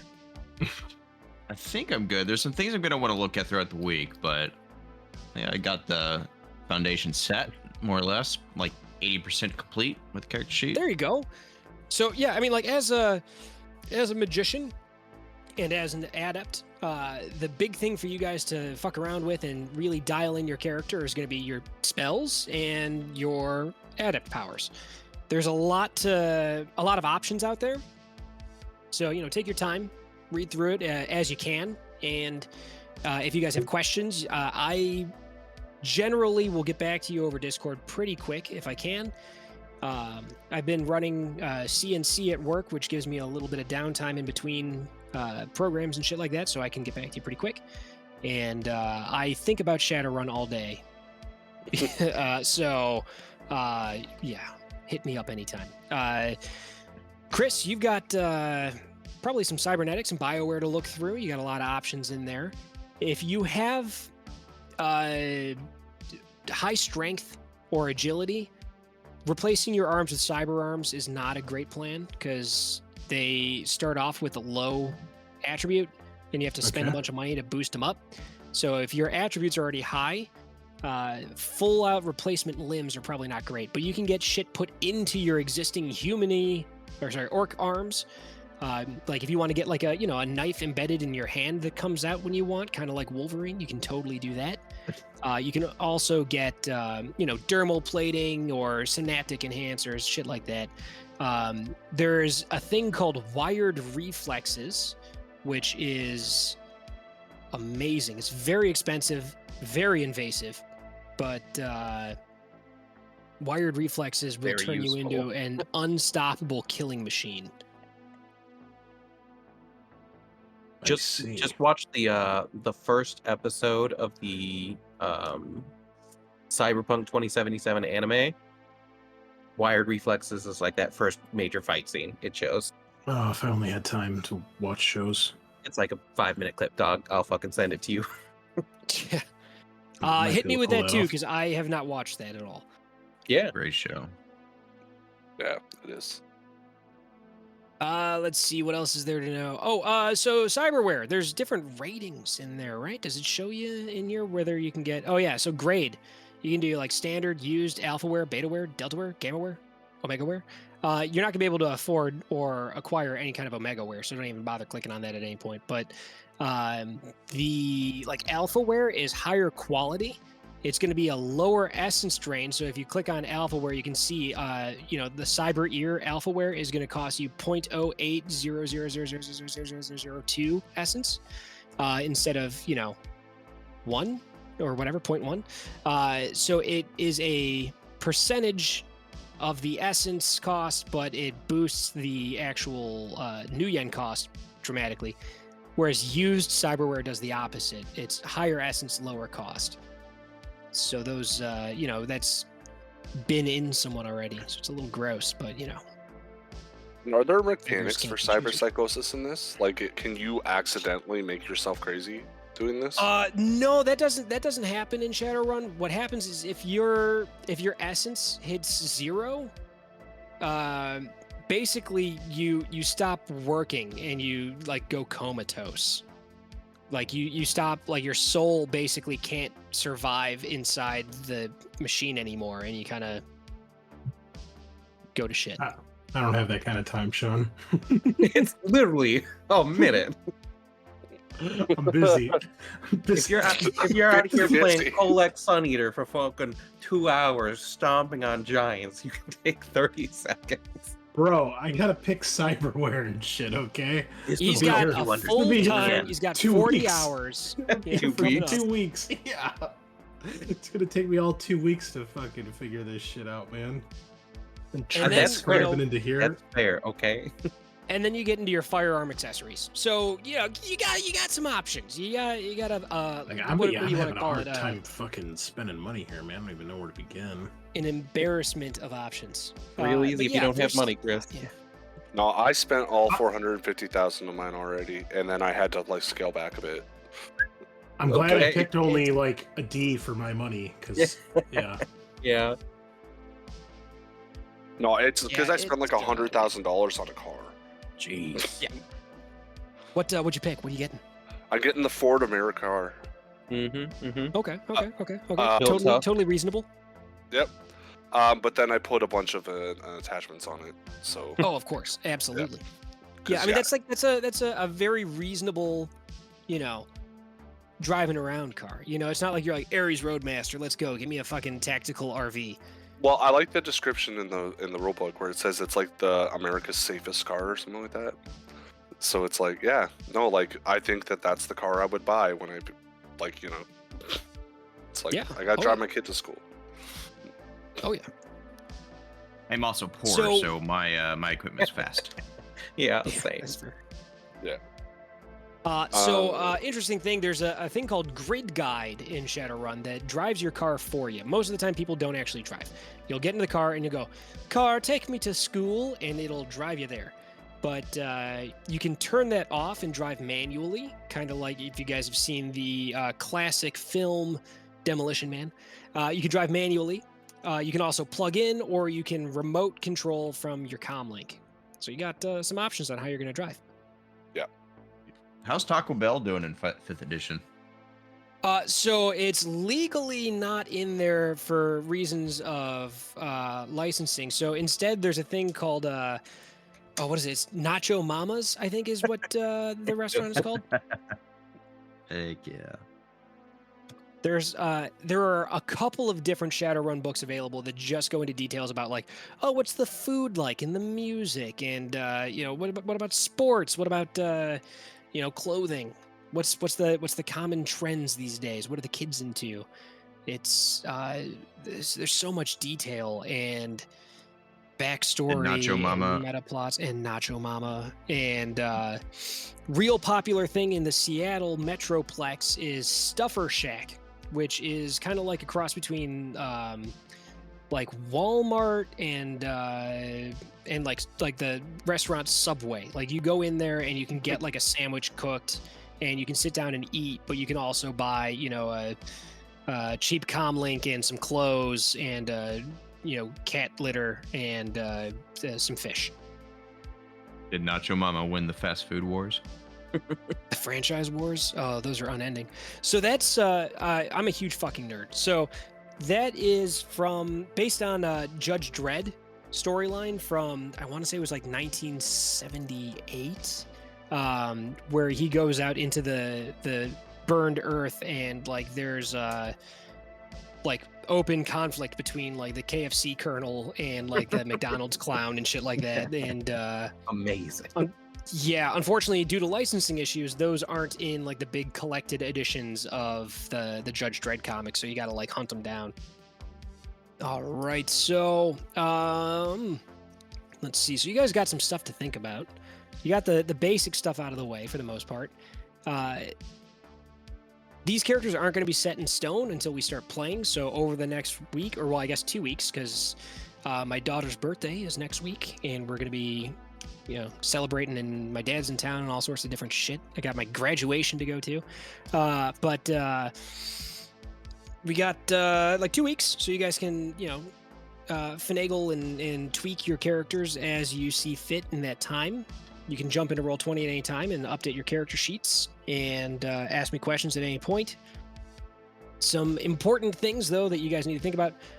Think about who your character is. What do they like? Who do they know? Who do they interact with? What do they do for fun? What's their name? What's their fake name? Everybody, Shadowrunners generally will have like a handle that they go by mostly. You'll have like a real name that your parents gave you, and you probably have a fake sin that probably has a fake name on it. And think about that kind of stuff. And will we all know each other? Yeah. So here's some deets about this game that I'm going to be running specifically. So I posted some stuff in this chat, but may have gotten lost in the mix. So game takes place in the year 2076. It's the first couple of months of the year, so I think it's going to be probably March is when it's going to take place. And everybody has at least worked together once or twice. You guys may be like friends or family or just associates, at the very least acquaintances. You guys are fairly new to being Shadowrunners to an extent. You may have done some kind of small work before, but you're not, like hot shit Shadowrunners. You guys will all be in Seattle, whether you're brand new to Seattle or you've been here, you grew up here, whatever, that's up to you. Also, when you guys get to the point where we got to talk about contacts and knowledge skills too. So we'll do that in a moment here. But there's going to be one NPC, a fixer NPC that you guys will get for free. So if you want to have an additional fixer contact, you can, but you don't need to. So fixer is somebody that's going to get you your equipment, or get you in touch with other people. So if you need to find jobs, he'll get you in touch with people with jobs, or you're like, oh, I need someone that can assess the value of antiques. You talk to your fixer and you'd be like, oh yeah, I know a guy. Here's his info. Give me money. But other than that guy, any other contacts are going to be up to you guys to make. You don't have to do character sheets for him or anything like that. Don't worry about that.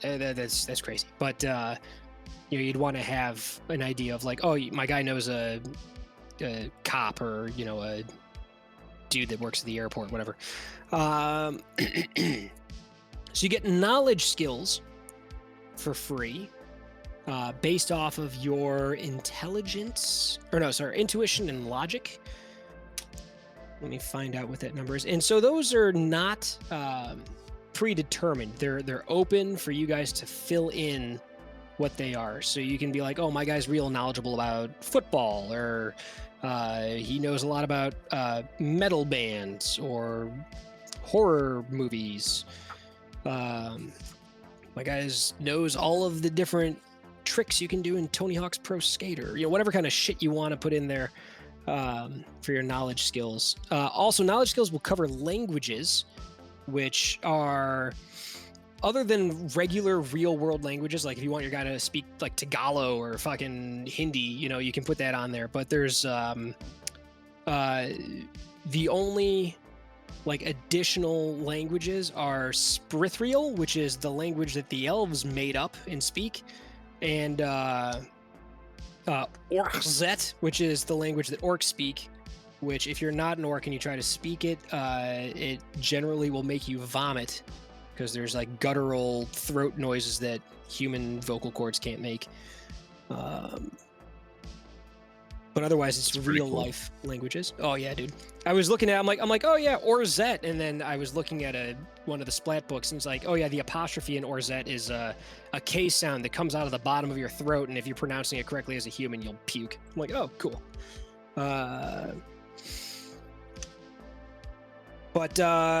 So languages are rated like other skills, so you'll make a dice pool and roll to see if you're able to communicate what you're trying to effectively.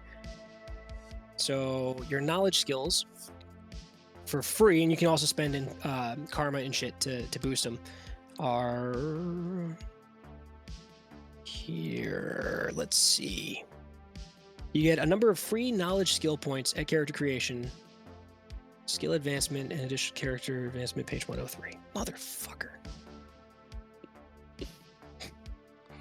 It truly is like a choose your own adventure book. It's just yeah, you bounce around. I guess the physical book's out of, that makes sense. It's out of print since it's an old edition, but it's apparently still sought after. They're quite pricey. Yeah, a lot of them are. I've got quite a little collection of Shadowrun books, but trying to dig them up is unfortunately not very cheap. What the fuck? Goodness. Oh, I see. You also get a certain amount of free contacts. That's based off of your charisma. So I'm kind of curious. Did anyone actually like end up with like a decent charisma? I think I have a higher charisma. My charisma is 6. Oh yeah, that's huge. Yeah, that's the max. That's what she said. Hey, nice. Wow, your charisma's huge. So yeah, there we go. So your knowledge and language skills, you get intuition plus logic times 2 in points. Oh damn! Shit, my logic is 1. That's it's okay. funny. That's all right. Your gearhead automotive, like auto mechanic, is like probably going to be one of the most knowledgeable, because I have a 3 intuition and a 4 logic. Nice. Yeah, so you'll know either a little bit about a lot of things, or a lot about a few things, or somewhere in between.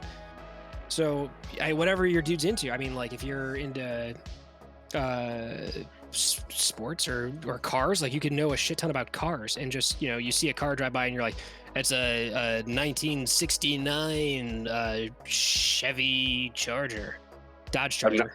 I'm now realizing that I've made a mistake because I personally know nothing about cars.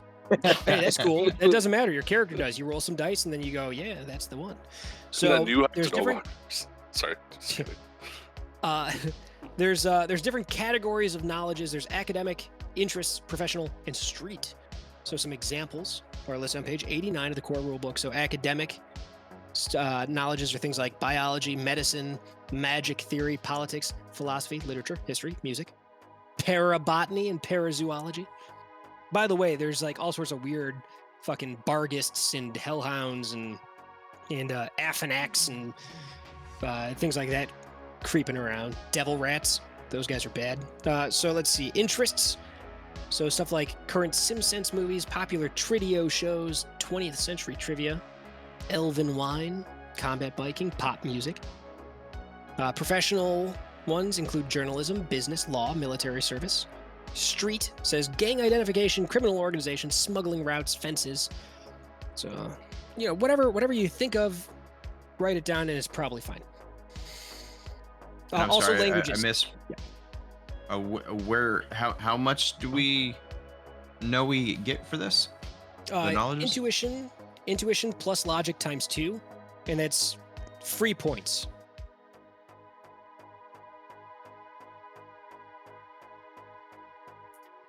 I'll have to look at those. Yeah.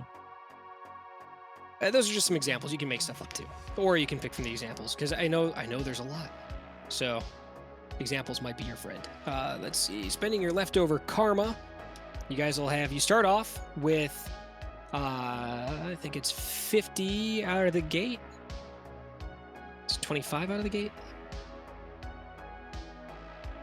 Yeah. You start with 25 that you can spend on qualities, and then you buy back up to 25 negative. Yeah. Yeah. So So you the got most you 25 out can- of the gate. Yeah. So you can go in if you take no positive qualities and only negative qualities. You could go into the end with 50. I think is. That checks out. So yeah, whatever karma you got left over at the end, you can spend to either trade it in for more money. You can boost your attributes or skills. You can buy spells. You can buy bound spirits. You can buy additional contacts or additional knowledge skills. That is, it says on page, character advancement on page 103. It will go into that, and there's tables on page 107 for what it costs to advance your karma. What the karma cost is to advance attributes, skills, or yes, those things.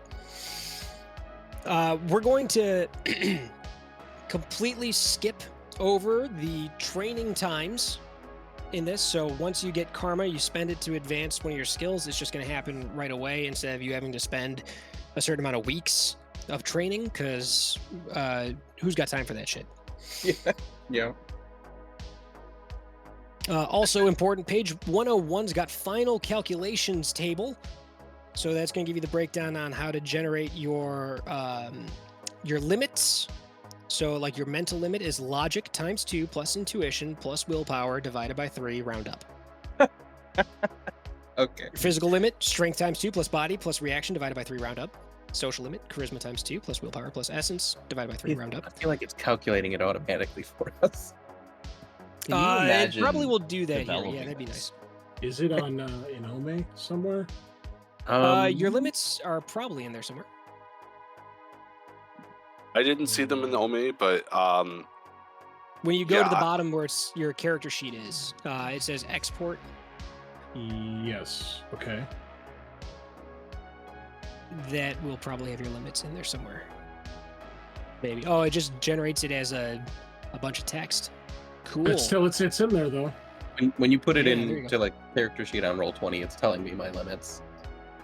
Yeah, good. Oh yeah, it's filling it automatically. Yeah. Okay. Right. Rad. So you can. Thank God. Okay, that's helpful. Yeah. Yeah. You guys don't have to sweat living persona because none of you are technomancers, and Your reputation stuff will go up as your character advances. So, like your public awareness, notoriety, and street cred will advance as we play. There's no way to save the stuff in Ome, is there? I just took leave your pictures on my browser open. phone. Yeah. Or Well, yeah, no, yeah, is yeah, that- yeah. There you go. I'm saying, like, if I wanted to come back and continue with what I have in here. As long as you don't close the window, in theory, you could just keep it open. Yeah, but I'm not going to leave my fucking computer on for 2 weeks, though. People turn their computers off? Right? Who's Yeah, what? what? Yeah, I don't know if there's a save for later thing. I don't think so. Okay. You just have to just power through. Yeah. Yeah. So, I'll just write down how much money I have left then.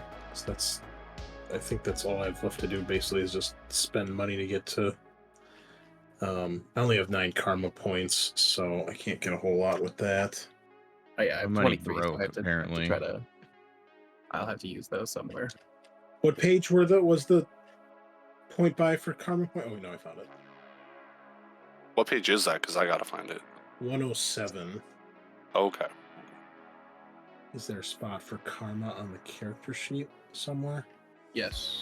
Yeah, it's gonna be under, I think, where it says character. No, that's all your personal details. Main. Where the fuck are you? Oh, no, it is on the character tab. Oh, is it? Okay. Yeah. Yeah, current karma, Um, career karma. There you go. Okay, So- so Adam, just really quick here. So I think all I have left to do is to spend whatever money I want to spend, and then spend these last karma points. Is there anything else that I need to do here? Your knowledge skills and then contact. So you get Oh, okay. contact points equal to your charisma rating times 3. Okay, that's gonna be 3. All Damn. right, so you're gonna be able to get 1 contact. So your contacts have 2 values, 2 numerical values. One is loyalty, and the other is connection. So the connection rating is how connected that person is. So if their connection rating is, say, 1, the guy doesn't know a lot of important people.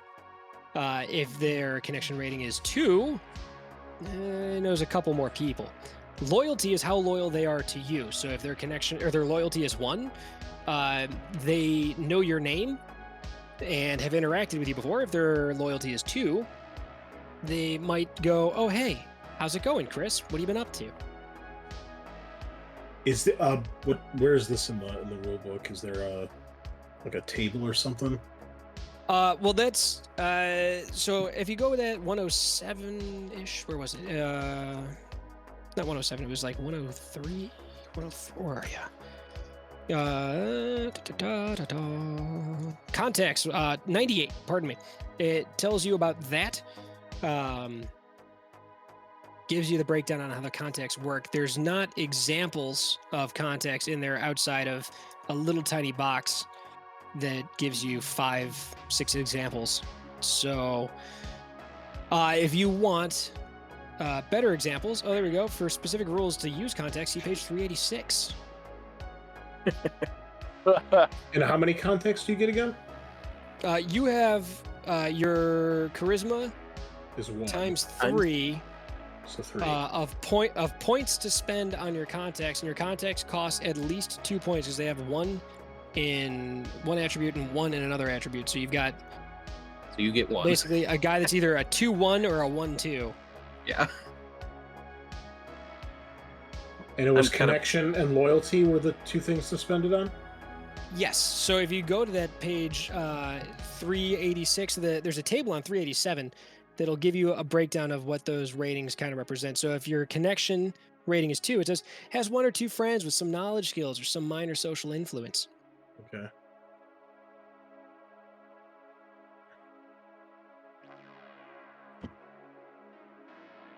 But for those of you with higher charisma, you've got more contacts that you can generate. Each of these contacts, all I would need from you guys for these contacts is their numerical values. So that'll go into your social tab. There's a thing for contacts. You can add them in there. You'll just put in their numbers and then the type of it. And then there's a thing that says location. You don't have to sweat putting in location. All of your guys are going to be mostly in Seattle, unless you're like, oh yeah, I've got a buddy that's in Paris, whatever. You can put stuff into location if you want. You don't have to. The type is, oh man. So if you want to get into the details of this game, which you have to. Have we not been? No, we're just scratching the surface, my friend. There's a lot. Like I was telling you guys, this is a pretty crunchy game here. I love it. There are, let's see, where is it? Not Game Master Advice chapter. There's a Friends and Enemies chapter somewhere that has some NPCs in it that will give you ideas of people you can use as content. Helps and hindrances. There we go. Context 386. Look at that. Right where I was before I fucking flipped to the front of the book to look at the. All right. So, Adam, I think for sake of the recording, I think we'll probably end it here because we are we're at our time limit. So we'll call it here. Obviously, all of us have stuff to figure out, whether it's money or gear or spells or modifications. So we'll get that all finished up. We got 2 weeks before we play again anyway. So listeners, we will be back in 2 weeks with session 1 of our Shadowrun campaign. Next week, Sean is going to be running a one-shot of Merkbor. So stop by for that action. And then, yeah, we'll be back. So, really looking forward to this, Adam. I can tell that you certainly are. So, I think we're gonna have a good time here. Oh man, I hope you guys enjoy it as much as I do. And it's there's a lot up front to get ready, but once we're playing, it's really complicated. I bet. Yeah. So it's only gonna get worse. Wonderful. Oh, it gets worse before it gets worse. But like, oh man, it's gonna be fun. The story's gonna be fun. I love Shadowrun. Yeah. You guys are gonna have a blast. It's rules heavy, but man, it's fucking awesome. It is so great. All right. Well, join us next time, listeners. Thank you for joining us tonight, and we will see you next time. Same time, same place. Nighty night.